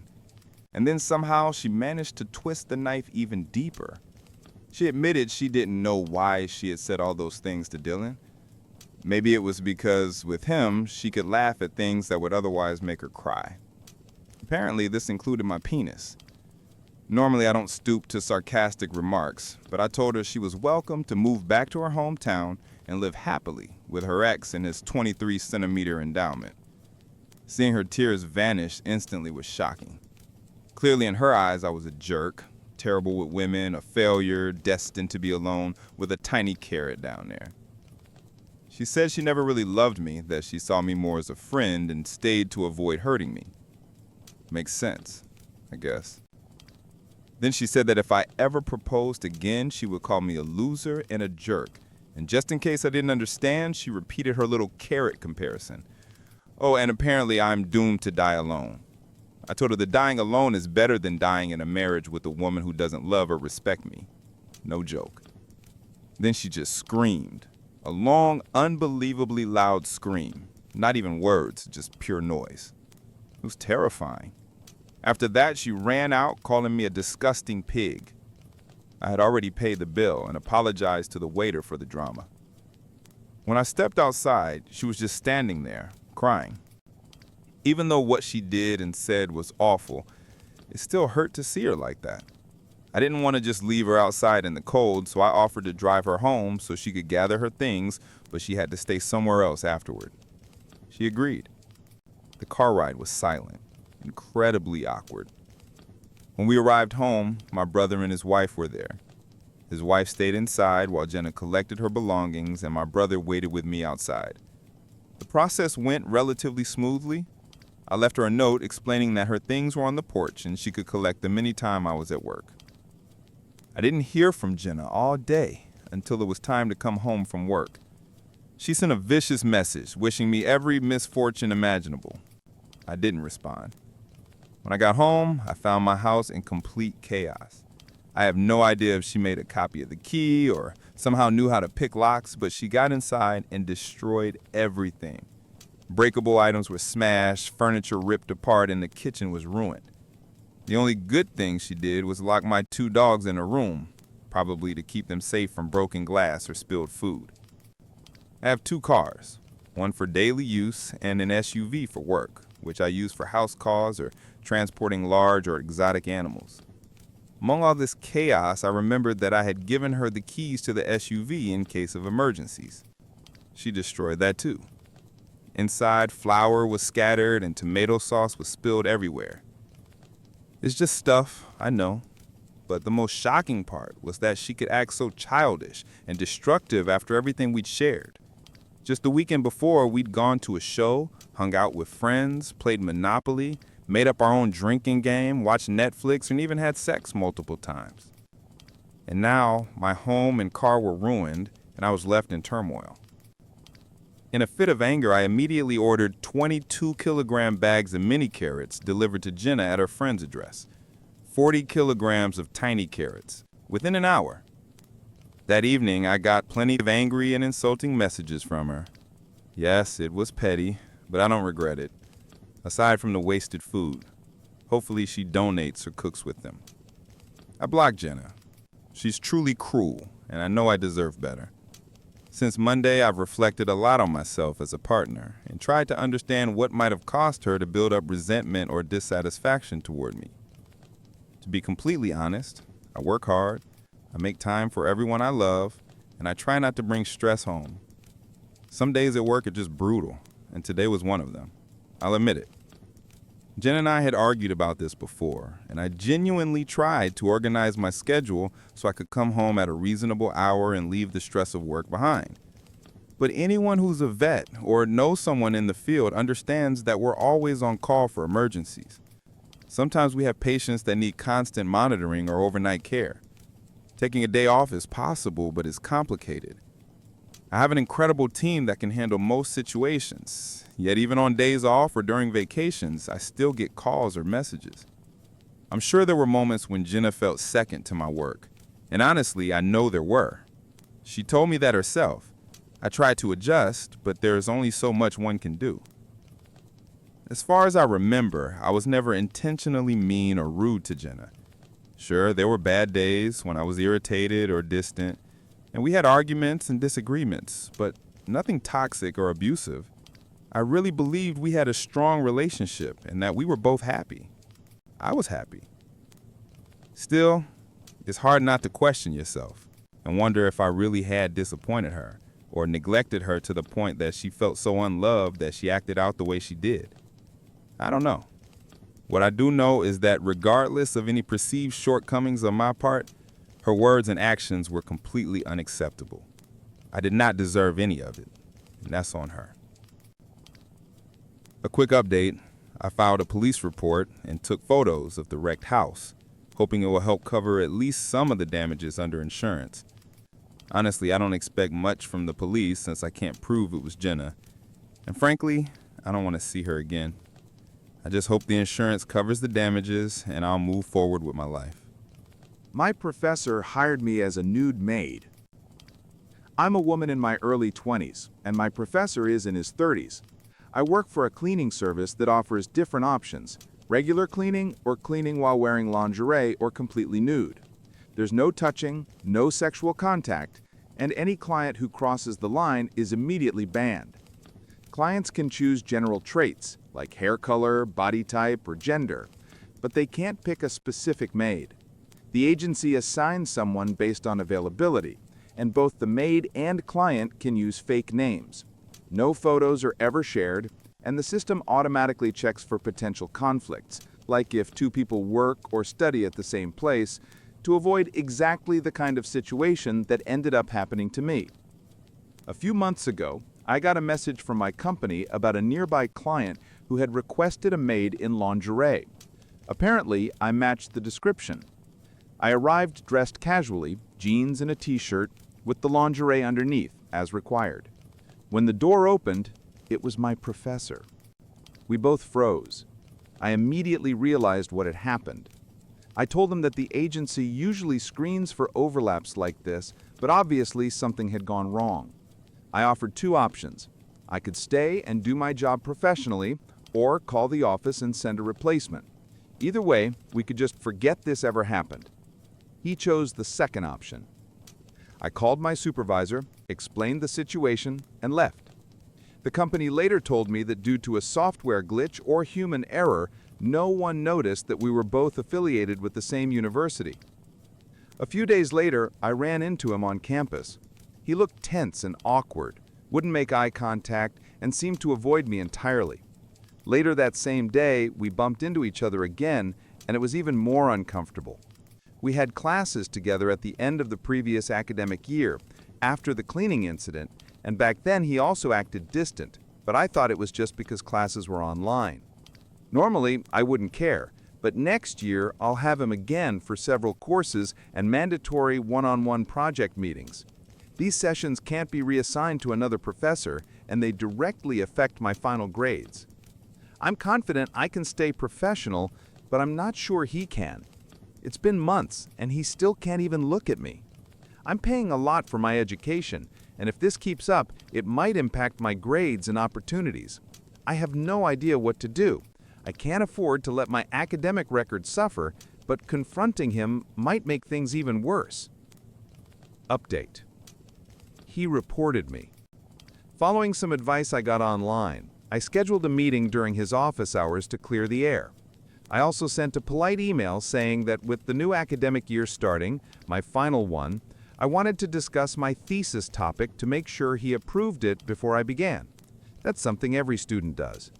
But apparently, that simple message was enough to send him into panic mode. The cleaning agency I work for also offers fully clothed maids, so he went to the university administration and claimed that he had hired that service, a standard cleaning, and that when I showed up, I offered to clean nude in exchange for help with my thesis. He said he refused. Obviously, that's a total lie. I provided the university with a recording of my phone call with the agency, which was enough to clear me. Unfortunately, there's no way to access his payment records since the service uses an anonymous billing system, and anything beyond that would require a court case, something I can't afford. Even though I was cleared, the administration said they couldn't place me in any of his classes moving forward because, formally, I was now listed as being involved in a sexual harassment investigation. He must have reported me right after receiving my email, because the notice from the Student Affairs Office came less than a week later. I honestly can't understand what was going through his head. Maybe he thought I was planning to report him first and wanted to get ahead of it. But that's absurd. All I did was book an appointment like any other student. Either way, I'm leaving the university. I only had 1 year left before graduation, and I've already applied to transfer to nearby schools. But since this all happened right at the start of the semester, it's 10 times harder to arrange than if it had happened over the summer. The only good thing is, I wasn't expelled or suspended, so I don't have to explain anything to anyone. The university seems willing to quietly let this whole mess fade away. Another professor even agreed to write me a recommendation letter. The cleaning company blacklisted him and plans to share his information with other agencies, so hopefully he won't be able to pull something like this again. I also spoke with a lawyer during a free consultation. I decided not to sue. Best case scenario, if I somehow won, my name would be cleared, but my personal life would become public. My classmates and professors would find out everything, and I'd still be stuck in a university that already showed it would throw me under the bus to protect a coward. Even if I won, my professional reputation would be tarnished in academic circles. So I'm walking away with my dignity, my truth, and the hope that this man never gets the chance to hurt another student again. The entitled lady at Starbucks. A woman with an inflated ego decided that using mobile orders was unfair and demanded that I wait in line, even though my drink was already paid for and ready. I'm 28. There's a Starbucks conveniently located near my therapist's office, and over the past few months, I've gotten into the habit of grabbing a sugary drink before each session. Don't judge me. I know those 400-calorie whipped cream-topped sugar bombs aren't real coffee, but that overpriced $10 liquid dessert is my small comfort before diving into emotional self-improvement. Yesterday morning, on my way to therapy, I made a rare, smart decision. I ordered ahead through the app to avoid the lunchtime rush. Perfect timing. 10 minutes later, I walked in just as the barista was finishing my pumpkin spice cold brew. She called my name, and I happily stepped forward to grab it. But before I could pick it up, a manicured hand gently landed on my forearm. The hand belonged to a woman who looked about 35, polished, confident, wrapped in a flawless linen suit. Her sleek ponytail, gold jewelry, and designer bag practically scream, "I'm important." She exuded that unmistakable aura of superiority, chin slightly raised, posture perfect, as if she believed the air around her was more refined than everyone else's. For simplicity, let's call her Miss Entitlement. Her smile looked polite, but her tone was sugary sweet and condescending, like a teacher correcting a clueless child. "That's not yours," she said softly. I frowned, confused. I checked the cup. My name was written right there. "Oh, sorry. Do you have the same name? I think this one's mine. What did you order?" She shook her head, the smile tightening. "No, my name's much longer than that. I ordered a hot soy matcha with 2 pumps of vanilla." "Ah, then this definitely isn't yours. This one's a pumpkin spice cold brew. Maybe yours is still coming out. You could ask the barista." I reached for my cup again, but her manicured claws tightened around my arm. Her mask slipped, and that fake smile cracked. "You didn't say it was mine," she snapped. "I said it's not yours. I saw you walk in and grab the first drink you saw. You can't do that. You need to wait in line like everyone else." It finally clicked. "Oh, I ordered through the app. It's prepaid and ready for pickup. See?" I pulled up my confirmation email on my phone and showed her. "Order placed 12 minutes ago, paid in full." She barely glanced at it before smacking my hand away, hard enough to leave a red mark. "You can't just walk in and take it," she hissed. "I don't care if it's your drink. It's not fair to everyone else who's waiting." I stood there, stunned.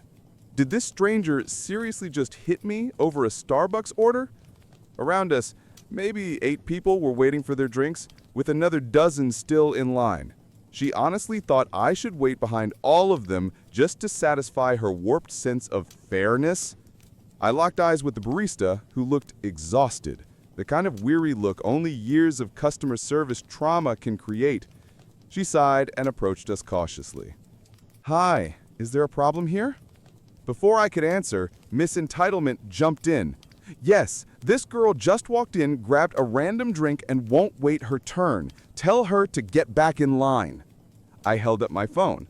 "That's not true. This is my drink. I ordered it through the app. Here's the confirmation, and the name matches the cup. Look." The barista double-checked my phone, glanced at the label, and nodded. "Yes, ma'am, this order is hers. She paid in advance." The entitled woman's jaw tightened. "I don't care if she paid. I've been waiting here like everyone else. She doesn't get special treatment." The barista's tone stayed calm, but firm. Her order came through the mobile system earlier, so it was prepared in order of receipt. You're welcome to use the app next time to skip the line.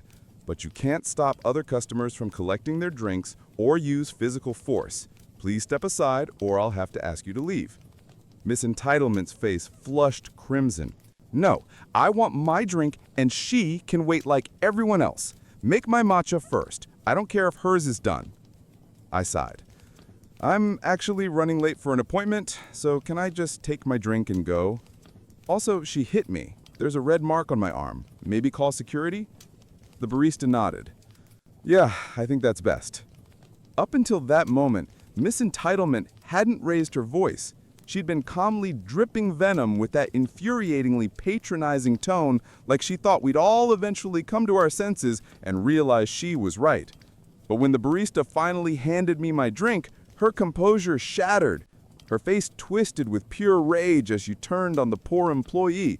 "This is ridiculous. Your system is broken. Do you have any idea who I am? You'll regret this. Get your manager now." And that, my friends, is how I got smacked in the hand by a Starbucks Karen because she doesn't understand how mobile orders work. I didn't do anything wrong. I paid for my drink, and I'm not going anywhere. I'll sit here and enjoy it. I have every legal right to do so, and there's nothing you can do to stop me. While the demon continued her tantrum, I glanced at the unflappable barista. She blinked heavily, and for a moment I thought she might actually cry. But then I realized this battle-hardened warrior was simply restraining the urge to roll her eyes. She met my gaze and gave a subtle nod toward the door. After years of surviving the front lines of customer service hell, she could handle this herself. The crowd parted like the Red Sea, letting me pass toward the exit. Just as I reached the door, the elegant woman realized her prey was escaping and screeched, "Hey, where do you think you're going? She can't just leave. Someone stop her. I said she has to wait her turn like everyone else." I raised a single finger in her direction and slipped out the back door just as the bell above the entrance jingled. A security guard had arrived. Beelzebub's righteous tirade immediately shifted gears. Now she was shouting that she had every right to be there, that she hadn't done anything wrong, and that she refused to be kicked out. She demanded her money back, a free matcha, and a formal apology right now. Each sentence was punctuated by the sound of her slapping the counter. Her indignant screeching slowly faded behind the closing door as I walked away, holding my well-earned cold brew like a trophy. I like to imagine the guard didn't have to physically throw her out, though honestly, knowing her, she probably regained her composure, lifted her chin, and swept out like an insulted duchess, muttering something about her lawyer. As I sipped that heavenly pumpkin-spiced madness, I pictured a lonely venti soy matcha latte, extra hot, 2 pumps of vanilla, slowly cooling on the counter. And somewhere, a decaffeinated Beelzebub was probably raging in her fancy office. That thought made every sip taste even sweeter. Edit. Wow, I didn't expect so many people that actually read this all the way through. I figured I'd take a minute to answer a few common questions that keep popping up in the comments. Yes, I'm Australian, and yes, this really happened here. About the infamous pumpkin-flavored monstrosity, I fully admit I have the world's worst taste in coffee, but drinking something that tastes like a scented candle has always been a weird little dream of mine. And you know what? Shockingly good. Props to America for that one. To those asking why I didn't stand up for myself, I'm a lover, not a fighter, meaning I literally can't fight. If I tried to punch her, I'd probably hurt my own hand more than her face. Plus, I didn't want to get banned from the only Starbucks I ever go to, or, get charged with assault. Why didn't I call the police? I was already late for therapy, and I didn't want to spend hours giving a statement. She didn't really hit me, more like a slap on the wrist that left a red mark for a while. No bruise, nothing worth reporting. Should I have thrown my drink on her? Absolutely not. I'd rather calmly sip my $9 coffee milkshake in peace. Besides, if I'd made a mess, the poor employees would have had to clean it, not her. Oh, and shout out to the guy who literally made a fake account just to send me a death threat because he didn't like my tone and thinks I'm a stuck-up witch. Honestly, kind of flattering. That's a lot of effort for one hate message. If you're reading this, send me your name and address. I promise I won't forward it to the cops. And finally, to everyone who made it this far, thank you. It's nice knowing someone actually reads this stuff. This was fun to write, but it's now 4 a.m. and I'm about to crash. Let's see what chaos tomorrow brings. Before we move on to the next story, I've got a question for you. What would you do in this situation? Actually, it reminded me of something that happened to me recently. It's kind of similar. I'd ordered a shawarma through an app, got a notification that it was ready, but when I arrived, I had no idea where to pick it up. The girl behind the counter, she was serving someone else, totally silent, and I just stood there, waiting, confused. I finally asked, "Hey, can I pick up my shawarma?" And she just didn't answer. Awkward silence. I waited until she finished with the customer, asked again, and she finally handed it to me. I said, "You could have just said something," and she replied, "Can't you see I'm serving someone?" Like, what? I was new there, didn't know how pickup worked, and she couldn't spare 2 words to clarify?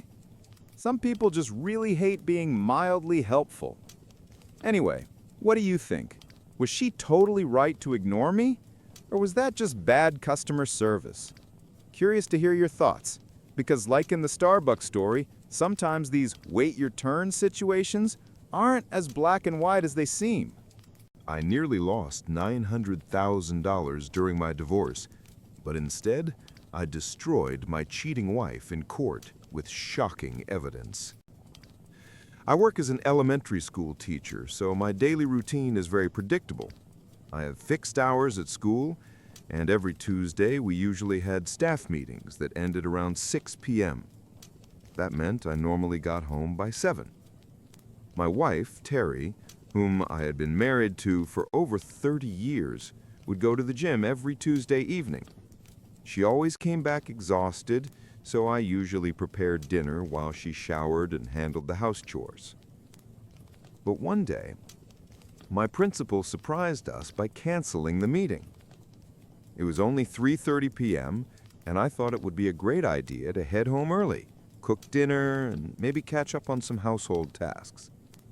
Lately, I'd noticed Terry becoming more distant, and I hoped a candle at dinner might help rekindle some spark between us. Our marriage had been strained by financial troubles, and I could feel her pulling away more and more. She wanted to control everything, and if things didn't go her way, she would become stubborn and irritable.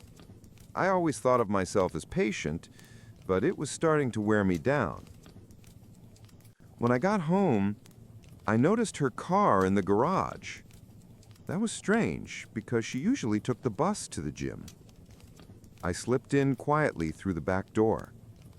The first thing I saw was her purse sitting on the kitchen counter. Terry was always meticulous about where she placed her things, so this was odd. Then I noticed her workout clothes and a large towel on the floor. Just as confusion set in, I heard noises coming from upstairs. My first thought was that she might not be feeling well, so I cautiously started up the stairs. That's when I stumbled over a pair of men's shoes. Scattered on the steps were pants, a shirt, socks, and worst of all, Terry's lingerie, the kind she only wore for anniversaries or special nights. My blood ran cold. I froze on the stairs, heart pounding, stomach turning.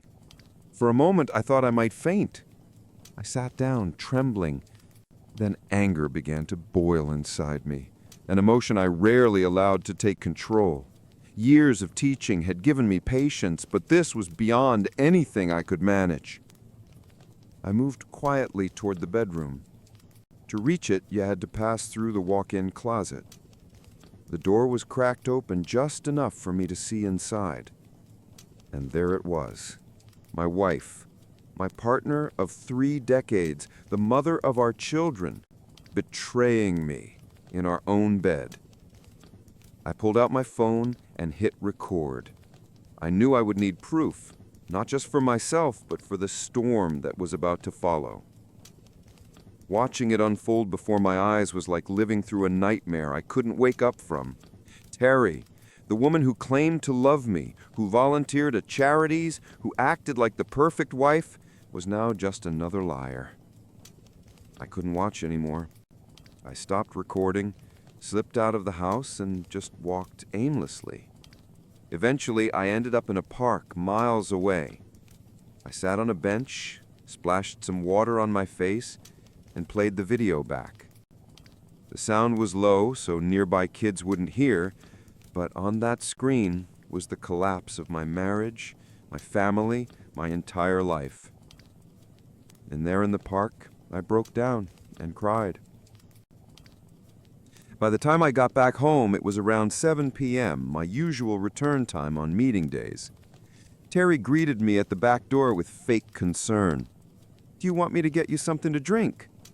Her eyes were full of feigned worry, but I couldn't bring myself to tell her the truth.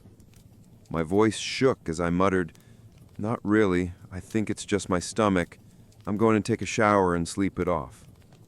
"All right, but take a bucket in case you throw up. I don't want to ruin the clean sheets," she said casually. That almost broke me. Those clean sheets had already been ruined, stained by betrayal. I replied more firmly, "I'll sleep in the guest room tonight." And that's exactly what I did. For the next few days, I pretended to be unwell. She went on with life as if nothing had happened, while I carried the weight of the recording in my pocket. The evidence that my marriage was nothing but ashes. When Monday came, I finally decided what to do next. I needed answers. Was this just a one-time betrayal, or had it been going on for a while? The next morning, I told the principal that I had to undergo an unexpected medical procedure and wouldn't be able to teach for a few days. A substitute was arranged, which gave me the freedom I needed. On Tuesday, I left home as usual, but parked several streets away, then walked back quietly, cutting through neighbors' yards. I knew all the back routes and moved carefully so no one would notice me. I slipped into our detached garage and changed into casual clothes and soft shoes to keep silent. Then came the waiting. I remembered that the last time I'd come home early, there hadn't been any strange cars parked outside. That meant her lover probably came on foot. I crouched behind the hedge and bushes near our front entrance, hidden but with a clear view of the door. Terry carried on her morning as if everything was normal. Washing dishes, starting the dishwasher, vacuuming, dusting. Around 11:30, she went upstairs. I heard the shower running, followed by the toilet flushing. After about 45 minutes, she came back down and left the front door slightly open, an unspoken invitation for her guest. It didn't take long. Around 12:30, he showed up. I didn't know who he was at first, but I managed to capture about 10 seconds of video on my phone. It showed his side profile and almost a clear shot of his face. He didn't hesitate, he just walked straight into my house. The first words I heard froze me in place. I hope you're wearing that workout outfit again." "Of course," Terry replied with a giggle. "You always loved when I put it on. Sometimes I think that's what hooked you in the first place." That was all I needed. Their comfort with each other screamed of a long-term affair. They headed upstairs without a care in the world. I returned to the garage, my heart pounding out of my chest. My head was spinning with questions. Who was this man? How long had this been going on? And why hadn't she ever talked to me about anything? What terrified me more was the thought of my health. They hadn't used protection, at least not that I could see. The idea that she might have put me at risk made my stomach churn. I thought back to her years at the gym, the social circle of married women she had joined, and the charity events. Maybe the gym held the answers. Update 1. Being a teacher came with one big advantage. I had access to printers and other resources. I decided to start by printing still frames from the video I'd taken. Identifying him was now my top priority. On Thursday, when Terry was supposed to go to the gym again, I suggested going with her. I claimed I was thinking about getting a membership myself, especially since school was on break. She immediately grew uncomfortable and tried to talk me out of it. "It's really just a group of wives who chat more than work out," she insisted, but I didn't budge. So that Thursday, I walked into the gym with her. The moment I stepped inside, it felt like a scene from an old Western. Everyone turned to stare at me, whispering among themselves. Terry was visibly on edge, sneaking nervous glances toward the staff area. I tried to distract myself by walking around the facility. It was the usual setup, rows of machines, mirrors on the walls. Near the exit, I noticed a staff board with photos and contact info. At the top was the owner and director, Miss Elizabeth West, followed by 2 women and 1 man. My blood went cold. The man was him, the lover. Under his photo, Philip Barnes, head of training programs, personal coach. As I memorized his number, I looked back toward the machines. Terry was gone. Panic struck me until I spotted her a few minutes later in a hushed but desperate conversation with none other than Philip. She stood partly hidden behind weight equipment, gesturing for him to leave. Then she quickly returned to her machine as if nothing had happened. She didn't realize I'd seen it all. I sat there burning with rage, trying to keep my composure. When she came back over, she noticed my pale face and asked softly, "Are you okay? Is your blood sugar still low?" "I'm fine now. Are you ready to leave?" Before she could answer, the director's voice echoed through the loudspeaker. "Ladies and gentlemen, the last training session of the day is canceled. Mr. Barnes suddenly felt unwell and had to go home." A wave of disappointment swept through the women in the gym. But I wasn't disappointed. For me, it only confirmed everything. Update 2. It seemed that workouts with Mr. Bonte were a cornerstone for many women at that gym. That alone made me think this needed deeper investigation. When I glanced at Terry, she didn't show much reaction to the announcement of his sudden illness. But I could swear I saw her shoulders relax, as if a huge weight had been lifted. "Let's go," she said quickly, snatching her towel and gym bag from the storage area where everyone left their things during class. We were just stepping out when a woman approached us, someone I didn't immediately recognize. "Hello," she said nervously. "Sorry, I'm new to all this and lost track of time. My son Timothy's here, right?" That wasn't usual. New parents often struggled with pickup procedures. I reassured her I'd get Timothy while colleagues covered the remaining kids. I found him near his classroom, chatting with another student. "Hey Tim, your mom's here. Let's head to the pickup area." He looked puzzled. He was in the last year of elementary school, old enough to not lose track of time. "That's weird," he muttered. "Mom's usually busy with her fitness instructor on Friday afternoons. Back at my old school, she often didn't come until 5:30. The word fitness instructor hit me like a hammer. My heart pounded as I casually asked, "Oh, that's great she takes care of her health. Do you happen to know his name?" Yeah, it's Bonte or something like that. He works at the local gym but also does private lessons at home. That's who I want to be when I grow up. Mom always seems so happy and relaxed after training with him. We usually order takeout on Fridays because she doesn't have time to cook. I nearly lost my composure. This man wasn't just entangled with my wife, he was messing around with multiple women in town. Back at the car, his mother thanked me warmly for helping. Not a problem, I said smoothly, part of the job. By the way, I don't think we've officially met. I'm Gerard D. Kids just call me Mr. D. Nice to meet you, she replied, shaking my hand. I'm Mary Jones. I remember seeing you at the gym last Thursday. You were there with your wife, Terry. Sorry she seemed in such a hurry to leave. It looked like Mr. Bonte's absence threw everything off. The moment she said his name, her entire demeanor shifted. She paled, her hands trembled, and she stammered. Well, Mr. D, see you later, before practically fleeing the parking lot. That sealed it. Bonte wasn't just a trainer. He was a serial predator in our community. Update 3.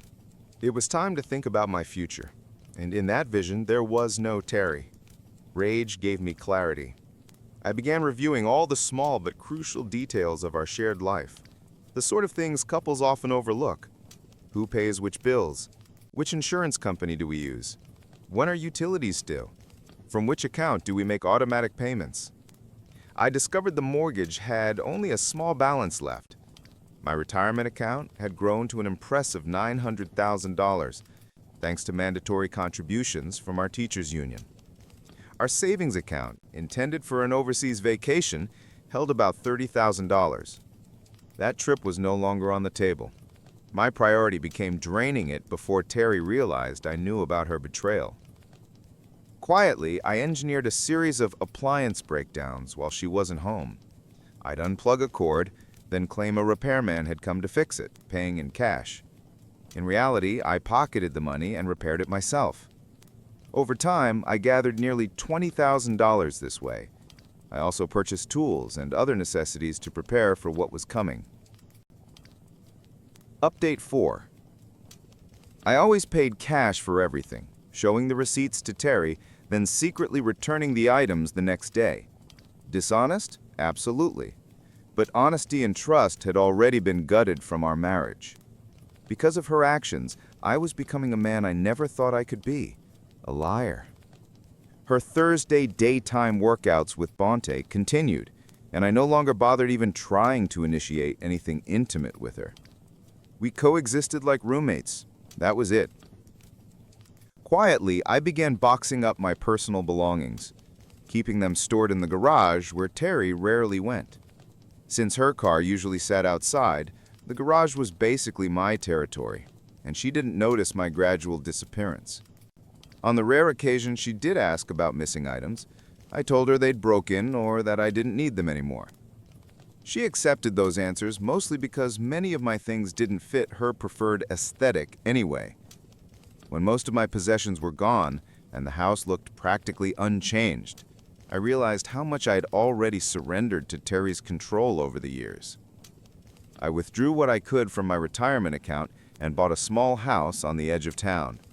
It wasn't much, just 2 bedrooms, a tiny yard, and a garage, but it was mine. Close to the school where I worked, and best of all, the mortgage was small enough that half my salary easily covered the payments. No mansion, no luxury, but solid. Amazing what you can find if you're willing to skip the glossy neighborhoods.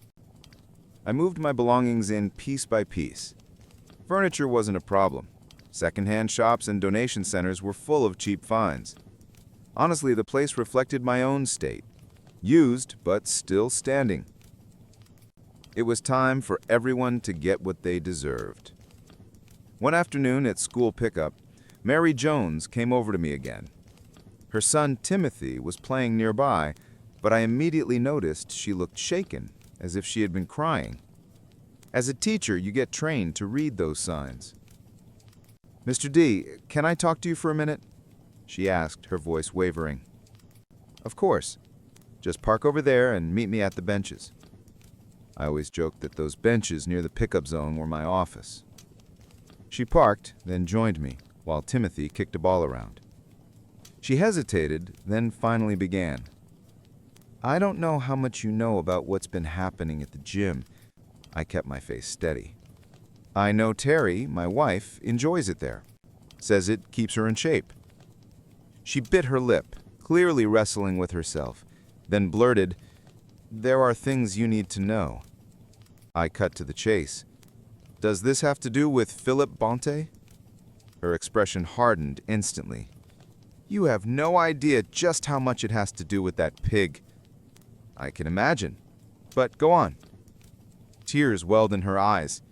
He targets women at the gym. Regulars. He watches, waits, and then pounces. I asked how she knew. She looked away, ashamed. Because I was one of them. Until last month. We met every Friday at 12:30. Her voice faltered as though reliving it. She confessed how she had believed there could be a future with him. Divorced, lonely, missing intimacy. Bonte had filled a void, until suddenly another woman replaced her. He dropped her cold, with nothing but a half-hearted, sorry, can't anymore. She gave a bitter laugh through tears. I thought I was special. Turns out I was just another notch. I sat stunned. How could she unload this on me, her child's teacher? She must have been truly desperate. Trying to offer some comfort, I murmured, Relationships aren't always what they seem. Her eyes narrowed, searching my face. Then she whispered, You already know, don't you? About him and Terry? I swallowed hard. Yes, I know. Mary reached for my arm. Then please believe me, he'll keep doing this until someone stops him. He doesn't care who he hurts as long as his ego's fed. He even brags about it at bars with his buddies. Her tone sharpened. If you need my help to make him pay, just say the word. That man deserves to be brought down. She called for Timothy and drove off, leaving me in silence. I sat there, mind racing. Oddly, I felt a flicker of relief. Her confession made my plan for revenge seem less like an act of a betrayed husband and more like a moral obligation. Bonte wasn't just wrecking my life. He was a predator preying on countless women. The question now was, how many more? I started piecing together his schedule. The gym was open every day except Mondays, and he seemed to be there constantly. Using the number listed at the gym, I tracked down his address. Just 3 blocks from our house. No wonder it was so easy for him to sneak over for sessions with my wife. I told Terry that my doctor had recommended daily evening walks around 5 p.m. Luckily, she showed no interest in joining me. That gave me the perfect cover. Since I knew it wouldn't interfere with her own meetings, everything went smoothly. During my first evening walk, I headed straight to Bonte's address and discovered that he lived in a ground-floor apartment among several similar buildings. His car wasn't there, so I lingered nearby to catch his return. He usually left our house well before 6 p.m., which meant he almost always came back around that time. Sure enough, at exactly 6 p.m., he walked into his apartment. It became a routine, day after day, whenever I was free to go out. On days I had staff meetings and couldn't leave, I assumed he still followed the same pattern. I began to suspect that his evenings at the gym weren't really about exercise, but about meeting different women. To confirm this, I adjusted my schedule, starting my walks earlier and watching his daily movements more closely.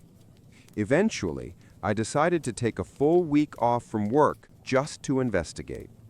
I went to an electronics store and purchased surveillance equipment, a long-range listening device, motion-triggered HD cameras with audio, and an external hard drive for storage. On Monday, after setting everything up, I installed the first camera inside Bonte's apartment. Luckily, his place was small, almost like a studio with a kitchenette and dining space. One camera was enough to cover the entire living area, except the bedroom.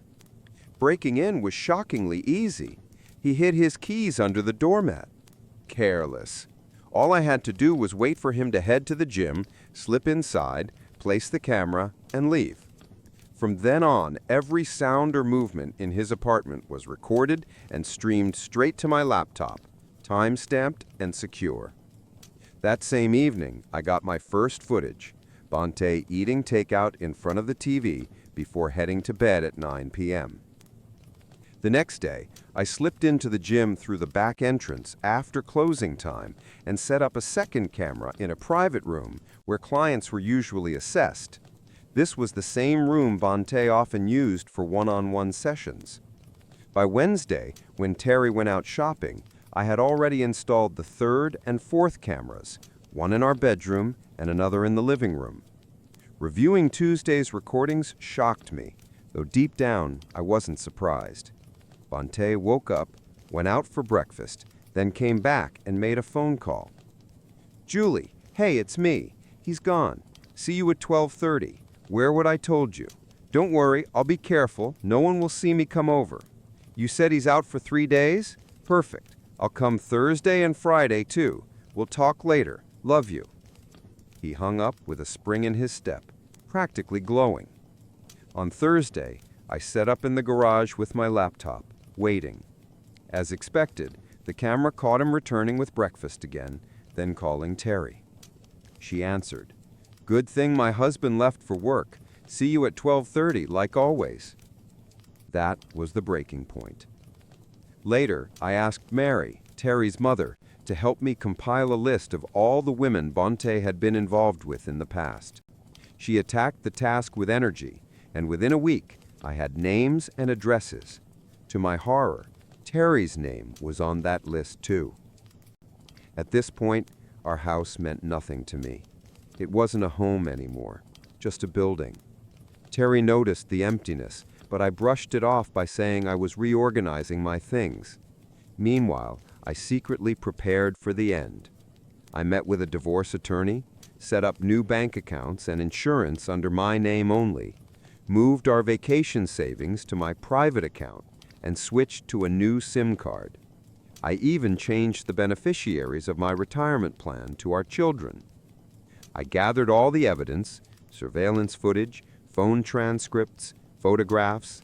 I placed it all in folders, along with the names and contact details of the women Bonte had been with. I even included the address of a local clinic for STD testing, since most of his affairs were unprotected. On our kitchen table, I left divorce papers, DVDs of their encounters, printed stills, and my wedding ring, cut in half and smeared with grime. Beside it was a note. "Terry, this ruined ring is what's left of our marriage. Do not contact me. If you must, do it through the attorney listed in the documents. I've requested a restraining order at the school, so do not come there. Any disturbance will result in immediate police intervention. Our children know the truth, so don't expect to rewrite the story." Then I left. In the weeks that followed, everything fell apart for them. Word of the scandal spread quickly. The gym owner was forced to shut down and leave town. Bonte was later found beaten in an alley downtown. Divorce filings surged in our area, and several houses went up for sale. Terry came home that day, found my farewell package, and fainted on the spot. A neighbor called an ambulance. She later tried to contact me, but I ignored every attempt.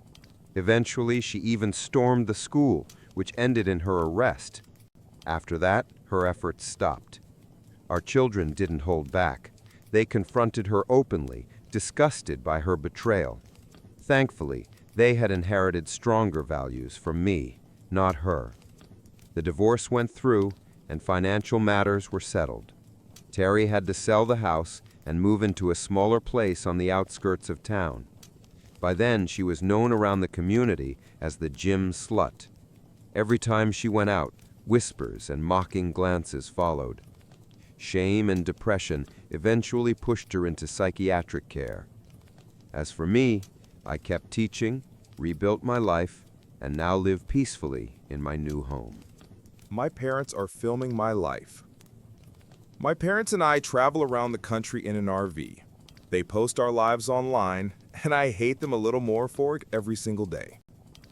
When I was around 7, my parents decided to live in a camper and travel across the US.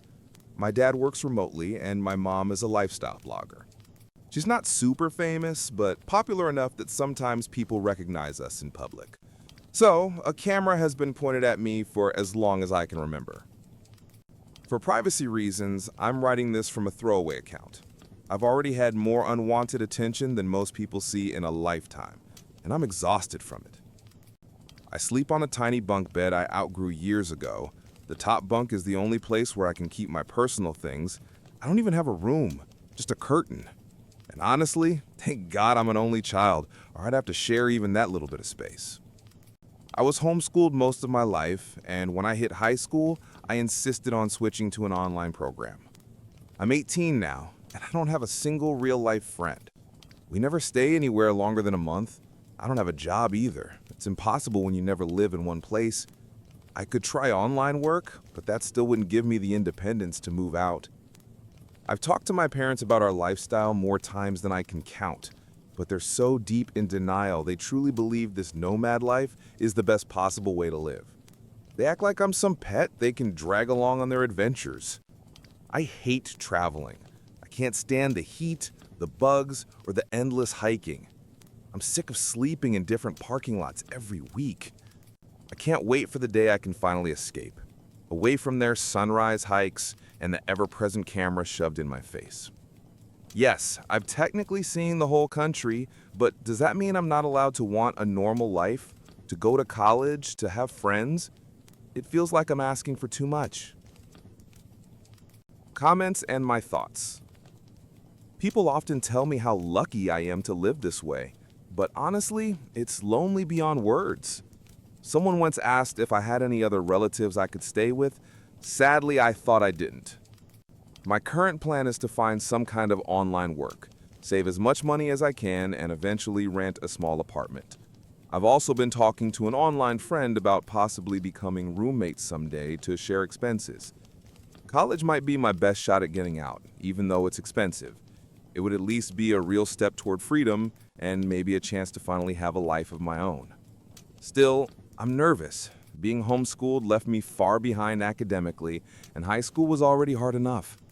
Honestly, I'm just proud I managed to graduate from online school at all, instead of continuing full homeschooling. Someone joked that if I started making content about escaping my hipster parents, I'd probably go viral. And yes, the thought crossed my mind. Not for fame, but to raise awareness about what it's like to have your childhood turned into content. But I decided against it for a few reasons. First, it wouldn't be sustainable. People would lose interest after the story was told. Second, I'd need a stable, safe environment before putting myself out there publicly, and I don't have that yet. But most importantly, my life has already been on display without my consent. The only thing that's ever been truly mine is my privacy, and I don't want to give that up too. First update. Hi again. About a week ago, I posted about my awful experience living in an RV with my parents for nearly 10 years. It hasn't been long since then, but so much has changed. After the post blew up, I received hundreds of messages, people offering advice, sharing resources, and some even offering help in person, a few of which were questionable, to be honest. But most were kind, genuine people who just wanted to help, and I truly appreciate it. To be honest, it was overwhelming and I couldn't respond to everyone. But even if I didn't reply, I read everything. One question that kept coming up was, do you have any relatives you could stay with? I used to think the answer was no. My dad's side is non-existent, and my mom completely cut ties with her family years ago. She never talked about them. I didn't even know if they were alive. All I had was my mom's rare maiden name and her birthplace. Turns out that was enough to start with. It's ironic. I've always kind of hated the internet because I never had a choice in being online. My life was public without my consent. but for once, I'm genuinely grateful it exists. With some effort, I managed to find information about my mom's family, including my grandmother's old Facebook profile. It took a while to work up the courage, but eventually I messaged her. I told her about my mom, about myself, and about my situation. I won't share the details of why my mom cut contact with her family. That's not my story to tell. But my grandmother was shocked to learn she had a granddaughter she never knew existed. She was even more horrified to find out how I'd been raised.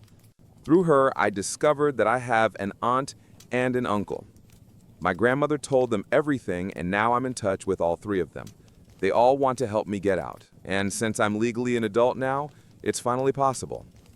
I won't reveal too many details for safety reasons, but I've already arranged to move in with my aunt. She lives in a big city on the West Coast, a place full of opportunities for college and work. And yes, I'm planning to enroll in college soon, which feels surreal but exciting. My uncle has kids of his own, but my aunt lives alone and offered me her spare room for as long as I need it. She even bought my train ticket herself. I already have enough money to make it to the station. It still feels strange to say it out loud, but I'm talking to my family now. Real family. I'm still figuring out how or if I should tell my parents. My mom doesn't even know where her relatives live, so even if I said who I'm going to, she wouldn't know where that is. Some people suggested that if I decide to leave without telling them directly, I should leave a note or a short video explaining that I left willingly, just in case they make it sound like I was taken. That's probably what I'll do. Funny, isn't it? After all those years of being filmed, I might end up recording a video from myself, the only one that actually matters. As for my mom's content, I've been keeping quiet whenever the camera's on. Thankfully, neither of them has noticed anything unusual yet. Before I end this, I want to make one thing clear. Most of the people who reached out were kind and helpful, but if you tried to guess who I am, luckily commenters called them out and they deleted their posts. Some even messaged me privately trying to figure it out. I get the curiosity, I do, but I made this post anonymously for a reason. I've had enough attention to last a lifetime and I'm done with it. So please, even if you think you figured out who I am, don't share it. Let me keep what's left of my privacy. Long story short, I finally have a plan to leave and a safe place to go. If someone had told me 2 weeks ago that not only would I have a way out, but that I'd reconnect with family I didn't even know existed, I never would have believed them. Final update. Hi everyone, I'm not planning to post another update for now, but I wanted to calm those who were worried about me. I'm doing fine. Truly, thank you all for your kindness and support. To answer some of the concerns people had, yes, I'm aware I don't really know my mom's side of the family yet, and I promise I'm being careful. I understand why my mom doesn't talk to them, and honestly, after seeing the documents and hearing their side, I believe them. They showed me actual court papers and messages that explained everything. My train isn't today or tomorrow, so before leaving, I'm still keeping in touch with them. They've been genuinely caring and trustworthy so far. My aunt, the one I'll be living with, is incredibly sweet. We already found a few shared interests, and she makes me feel welcome. Oh, and I don't think I mentioned this before. I'm applying to college. For the first time, it feels possible. Hopefully, I'll be living in a dorm, so I won't stay with my aunt for long, just until things settle down. Some people told me not to record a goodbye video for my parents, and you're right, it would only be used for their content. I was angry and hurt when I thought about doing it, but I've realized it's not worth it. Maybe one day I'll talk to them face to face, but not now. Someone gave a really smart piece of advice, to contact the local police non-emergency line once I move, just to let them know where I'll be staying and ask for a welfare check after a few weeks. That's actually a brilliant idea. Thank you for that suggestion. Second update. Hi again. It's been some time, and I wanted to share how things turned out. In my previous post, I said I'd gotten in touch with my relatives on my mom's side and might have a place to go. Well, I did it. I'm safe now, away from my parents, and we no longer speak. My aunt is an absolute angel, kind, understanding, and full of warmth. My grandmother and uncle are just as amazing. When I first arrived, my aunt and grandma took me on a mini shopping trip. Clothes, room decor, everything I could possibly need. And yes, I finally have my own room. My uncle introduced me to my cousins. He has a son and a daughter about my age. We've already become good friends. We hang out, laugh, and just live like normal teens. My aunt helps me research nearby colleges, but keeps reminding me not to rush things, that I can take my time, and that her home will always be open to me. She's someone I've grown to deeply admire. The more time we spend together, the more I realize how much we have in common. I'm endlessly grateful for the love and acceptance they've shown me. For the first time in my life, I'm discovering who I really am. I changed my hair color and cut, picked out a new nickname, and that's what I go by now. My cousin helps me with makeup and shares her favorite music. She calls herself a cringe-free pop fan, but honestly, she's awesome. I even made a private Instagram, only 5 followers, and I plan to keep it that way. For once, I feel like a normal teenager. I look in the mirror and genuinely like who I see. I didn't realize how uncomfortable I'd been in my own skin before, always trying to take care of everyone else, but never myself. Now, I'm finally free to breathe, to grow, to just be. I've started seeing a therapist, and she suggested writing this update as a way to close the past chapter of my life, to let go, and to move forward. This will be my last update. I want to live my life, enjoy my future, and keep my personal space. Many people ask me to share more about my childhood or everything that happened, but I'm not ready. This is my story, and I decide what to share. For the first time, I have control over who knows what about me, and I'm not giving that up. I'm truly happy now. I'm safe, I'm making plans, thinking about my future, and discovering who I am beyond the image my parents created. Thank you all for your kindness, advice, and compassion. Goodbye, and thank you for helping me get here. They want us to follow a dress code at school? Nope. I'll wear whatever I want. A little background for context. I've never been a fan of dress codes just for the sake of having them. So, when I got into a boarding school that didn't require uniforms, I was thrilled. Honestly, I don't even hate dress codes in principle. My problem is always with how people interpret them. For example, if the rules say socks should be black or blue, 99.9% of people will assume it means navy blue. I'm the kind of person who'll show up in sky blue socks just to prove a point. Not to make trouble, but simply to share a sly grin with the handful of people who think, well, it does just say blue. It's my way of reminding the bureaucrats who wrote the rules that they aren't as airtight as they think. As my husband likes to say, I've always been a bit of a pain in the neck. I enjoy showing that either or isn't the only option. I've always dressed boldly, loved unusual combinations of fabrics and colors, and if someone had encouraged me to learn sewing back then, I probably would have become a fashion designer. But boarding school is hardly a place full of vibrant creativity. Despite being spirited, I was never a troublemaker. My mom used to describe me as a polite, well-behaved kid who could bend rules into a pretzel without ever technically breaking them. She had to word her rules very carefully whenever she left me home alone, but she also had to be cautious not to give me new ideas in the process. If someone presented a rule as unbreakable, I just had to test it. And if they were pushy or smug about it, I'd find the cleverest way possible to prove them wrong. My mom always believed critical thinking was the real key to success in life. She taught me that if you can analyze a problem and figure out a solution, you don't need to have all the answers memorized. You just need to know how to find them. Remember, this was a decade before Google and smartphones, so I don't fault modern parents for having a different mindset. Still, I'd raise my own kids with the same philosophy if I had them.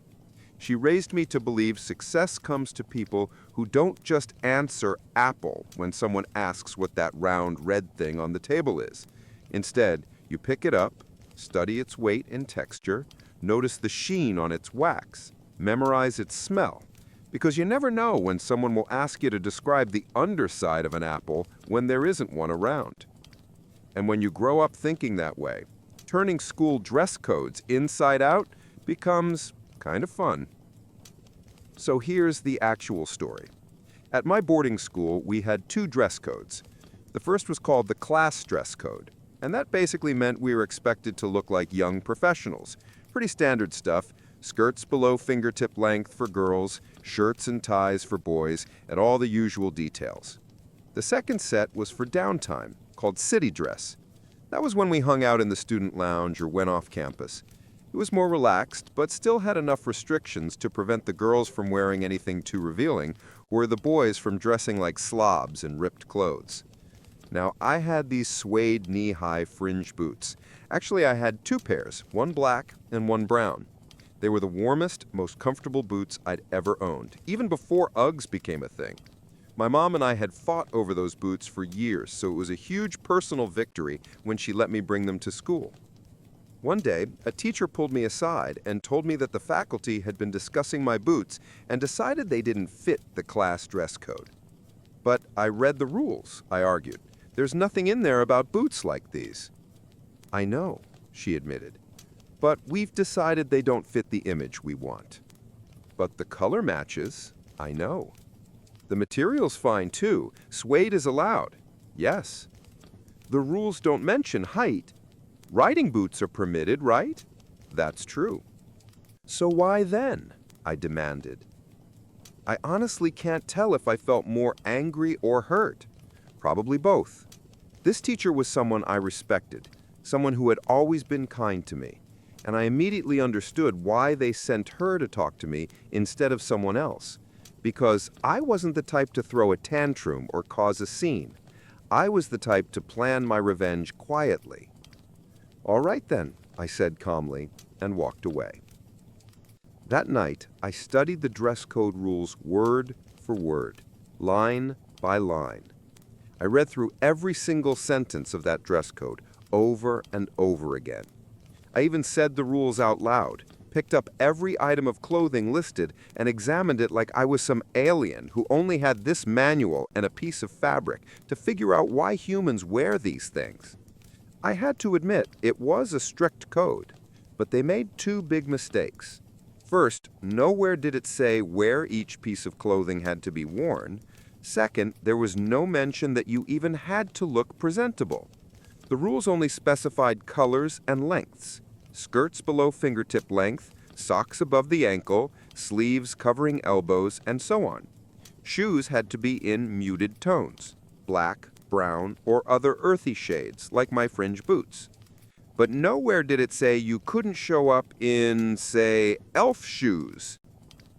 Of course, elf shoes wouldn't exactly scream professional, but still, loophole. I went to bed that night mad as hell, my head buzzing with mischievous ideas. I debated with myself for a long time whether I should even go through with it, but eventually I decided if I still felt the same way in the morning, I'd start phase 1. The next day, I woke up just as annoyed, and on my way to breakfast, I mentally made a list of the biggest clowns in my class. In the cafeteria, I found a couple of them and told them, "You know, the handbook is very specific about how ties must be knotted: Windsor, single, or double. And if it's a bow tie, it has to be tied in the classic way. But nowhere does it say ties have to be worn on the neck. The rule just says they must be properly tied." I suggested that they read it carefully that evening and decide for themselves what to do with that little loophole. The following day, ties were everywhere: on wrists, wrapped around glasses, tied across foreheads, looped around ankles, knees, thighs, even wrapped around fists like someone was stopping a nosebleed. If you could tie a Windsor knot on some body part, one of the boys in our school had done it. I was ridiculously proud of myself. Phase 1 was a total success. The teachers were irritated, of course, though plenty of students found it hilarious, until math class. One boy came in without a visible tie. He was the one who always wore a bow tie. The teacher looked down at him sternly and said, "I know you all decided to play games with ties today.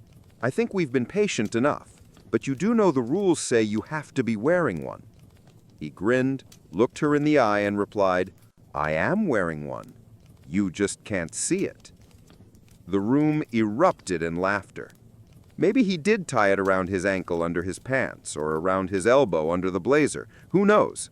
But to the rest of us, he instantly became the guy who wore his tie on his junk. By the end of the day, I was considered the legend who had found a loophole, and he was the legend who took it to, well, the most infamous possible place. The very next morning, the school email newsletter had an announcement. The rules had been updated. Ties must now be worn on the neck only. Fun times were officially over. But phase 2, that was the real challenge. I'd been eyeing the most ridiculous pair of boots I'd ever seen at the mall. They were silver, with holographic rainbow circles all over, had a 5-centimeter platform, a 10-centimeter heel, and lace-up fronts that came just above the ankle. Utterly outrageous. I knew there was no way I could get away with them to class, but for city dress, I wanted them so badly. After 9 years of uniforms, I was finally starting to enjoy fashion. I'd been saving money for months and would sneak into that store whenever I could, just to look at them. For a while I tried to convince myself they were too expensive, but once they banned my favorite suede fringe boots, my desire for those wild rainbow boots only grew stronger. Eventually, I scraped together enough money. It felt like fate. That weekend, I practically skipped to the mall, grinning from ear to ear, only to find they were sold out in my size. I nearly burst into tears, but then, right next to them, I saw the same design in black patent leather. Until that moment, I'd dismissed the black pair as boring, especially compared to the silver ones. But here's the thing. Our dress code had an entire paragraph about patent leather shoes. They were allowed, but only if worn with pants. Why? Because of that absurd old belief that shiny shoes could reflect a girl's underwear if she wore a skirt. So my rainbow boots, absolutely banned. But their black patent leather sisters with silver accents, perfectly legal. Silver detailing was allowed, since shoelace eyelets could be made of metal. And the 5-centimeter platform and 10-centimeter heel, also fine. There wasn't even a height restriction for heels in the dress code. I guess the school assumed no high school girl would willingly spend an entire day in stilettos. And unlike the shiny rainbow boots, their black patent leather version looked less like party footwear and more like ankle boots a pixie would wear. Funny thing is, I never would have even glanced at those black boots if it weren't for my newly discovered obsession with the dress code. The outfit started with these bright orange polyester pants, covered in tiny gray-green amorphous specks, something that vaguely resembled a microscopic giraffe print. The green was barely visible. From a distance, it just looked like some random texture over the orange. The clash between the two colors was so aggressive that the pattern literally seemed to vibrate, making you dizzy and even a little nauseous if you stared too long. By sheer luck, I had also managed to grab an orange terry sweater in exactly the same shade. The result? From the waist up, I looked like a rejected Sesame Street character, while from the waist down, I resembled a disco-era misfit. Did I mention the pants were slightly flared? So on Monday, I walked into class looking like someone who'd been thrown off the set of Saturday Night Fever. My new platform boots had these heavy wooden heels that clumped so loudly they echoed through the entire building. Suddenly I was towering a good 10 centimeters over everyone else, more noticeable in the hallways, and even rivaling some teachers in terms of sheer presence. I caught a few of them throwing sideways glances at my boots, and I started keeping mental notes on which staff members apparently had it out from my suede knee-highs. It was obvious who found my appearance ridiculous. But I didn't stop there. It turned into a personal mission to curate the most hideous outfits my imagination could come up with. I didn't care how I looked anymore. I just wanted to make sure every piece still technically complied with the dress code. Even the teachers admitted my boots met the written requirements, they just didn't like them. I'd put effort into following their rules, and suddenly it wasn't good enough, simply because my choices weren't to their taste. So fine, if they didn't like my boots, I'd wear ugly boots every single day, forcing them to stare at outfits that nobody in their right mind would find appealing. And what could they do? Tell me daily that my clothes were wrong while failing to explain how? By their own admission, nothing I wore actually broke the rules, and I wasn't about to start breaking them. That's not my style. Living in a dorm had its perks. Girls shared clothes freely, so as long as you were willing to lend your stuff too, you essentially had access to 30 wardrobes, just in our block alone. My own clothes had been carefully coordinated, but once you started mixing them with other people's, the results became gloriously absurd. Like when my roommate's loud neon blouse, which she only ever wore with a black skirt, ended up paired with another girl's skirt in a clashing wild print. I wore it specifically because the colors screamed at each other. Still, not against the rules. Those scandalous slut boots, I only ever paired them with pants. I raided every thrift store, vintage shop, and secondhand place in town. And since our city had no shortage of hippies, the selection was fantastic. I put together 3-piece suits with ties that made me look so boyish that at a parent-teacher meeting, one of the teachers actually asked my mom if I was... Apparently dressing badly meant you were automatically gay. I'd braid my bangs into a thin plait, clip a heavy earring to the end so it dangled, and then swing it back and forth over my desk, or book, but only during the lessons of the teachers I suspected of discriminating against my boots. Basically, I did everything I could to annoy them with my appearance. At that infamous parent-teacher conference, they asked my mom to talk to me about my clothes. She blinked and asked if I was breaking any rules. They explained the boot situation. My mom laughed and told them there was nothing they could do. If there's one thing her daughter hated, it was being punished for a rule she didn't know existed. Or worse, one that had never even been written down. If you want to make a new rule right now to stop her, go ahead, Mom said. By tomorrow, she won't be doing this anymore. I promise you won't see those boots again. But the way she'll see it, you've taken away something she liked for no good reason. That's punishment, whether you called it that or not. And when she feels punished unfairly, she punishes back. Simple as that. My advice? Drop it, and spend the summer rewriting your handbook. Otherwise, you'll burn through paper trying to keep up with all the loopholes she's going to find. My daughter lives for finding loopholes. Honestly, I regret giving her so many puzzle books when she was little. Hearing this, the teachers admitted the only real reason they were ignoring my new boots was this. When the teachers saw how I reacted to the suede boots ban, some of them honestly seemed afraid to imagine what I might show up in next if they tried to outlaw the second pair as well. But being the well-behaved student that I actually was, I never wore those suede boots again. And after that, no one ever gave me grief about my outfits. Well, except for one time when my skirt ended up way too short. That one wasn't even intentional. The following year, I didn't return to that school, but for completely unrelated reasons, so I never found out if they rewrote any of their rules.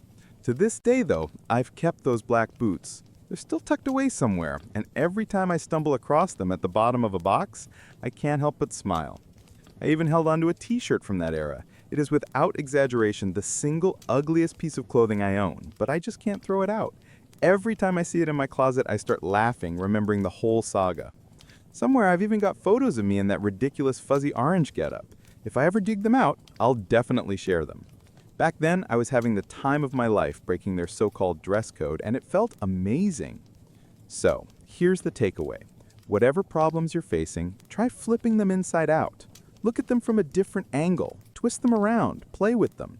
You never know where the cracks might be hiding. And of course, this is also just another wonderful story about how amazing my mom was. She always had my back. Though if I'm honest, I suspect she was also quietly angry that the teachers hated our boots. Because if the school rules had been clearly written, she could have been wearing them all along. Instead, those awesome boots just sat gathering dust in my locker.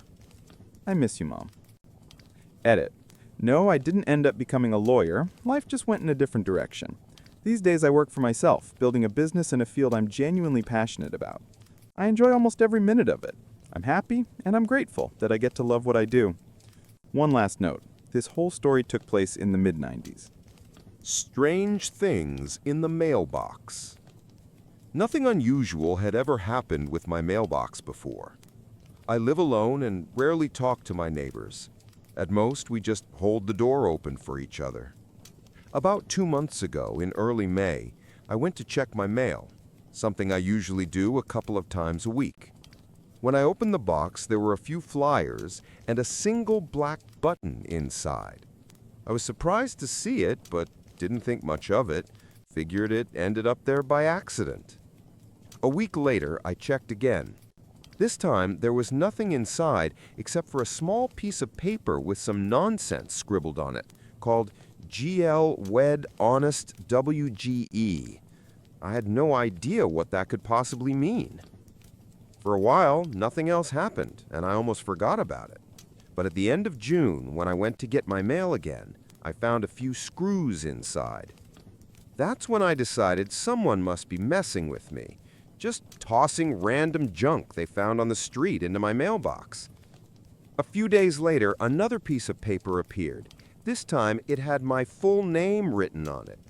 That was the last straw. I went to talk to the building manager, and he said he'd look into it, though honestly, he didn't sound like he cared at all. Yesterday, I found something else, a note with a to-do list. Buy sweet potatoes, feed her, check the mailbox, be quiet, be quiet, be quiet. That was it. I packed a few things and went to stay with my girlfriend for a while. I also sent an email to the building management, hoping to get some answers. Does anyone have any idea what this could mean? Has anyone ever dealt with something like this? It all feels too bizarre and time-consuming to be a simple prank. Edit. I should have mentioned this earlier. The mailboxes can only be opened with a special key. They're all outside in a small shed. I don't know if someone could have picked the lock or slipped something through the slot. As of today, July 23, 2025, I've already contacted the police. When I came back from my girlfriend's place this morning, my apartment door was wide open, even though I'm absolutely sure I locked it. Inside, it was obvious someone had been there. My things, furniture, and papers on the desk looked disturbed, like someone had moved them and then tried to put everything back in place. I couldn't tell if anything was missing, but all my expensive stuff, my monitor, TV, and headphones were still there. I called the police immediately. 2 officers came to take a report. They advised me to stay with my girlfriend while they investigate and told the building manager about what happened. They said they'd probably call me tomorrow to go over everything again and try to figure out what's going on. I have no idea who could have broken into my apartment. I barely know anyone in this city and can't imagine who'd do something like that. But clearly someone has targeted me, and somehow they have access to both my mailbox and my apartment keys. I'm confident the building management will cooperate with the police and review the security footage. I'll update this post if I learn anything new. Thanks to everyone for your comments and attempts to help. Final update. Thank you all for the advice and support. With the help of the police, building management, and everyone who gave suggestions, we finally figured out what was going on. The management reviewed the security camera footage and identified the person who had been entering my apartment. It turned out that the previous tenant somehow kept an extra set of keys, both to the apartment and the mailbox. After management contacted the police, they tracked her down using the forwarding address she had left for her security deposit refund. She actually confessed to everything. It was indeed her who had been leaving the items in my mailbox. The police told me she suffers from serious mental health issues, and all those random notes and lists were the result of her illness. They also explained that she probably saw my name on the letters in the mailbox, which is how she learned who I was. The part that scared me the most was when the officer said she had entered my apartment several times, which means it's entirely possible she was there while I was asleep. That thought alone still gives me chills. I don't plan to post any more updates. I just want to move on and forget this whole thing as quickly as possible. Thank you to everyone who helped. I truly hope none of you ever have to go through something like this.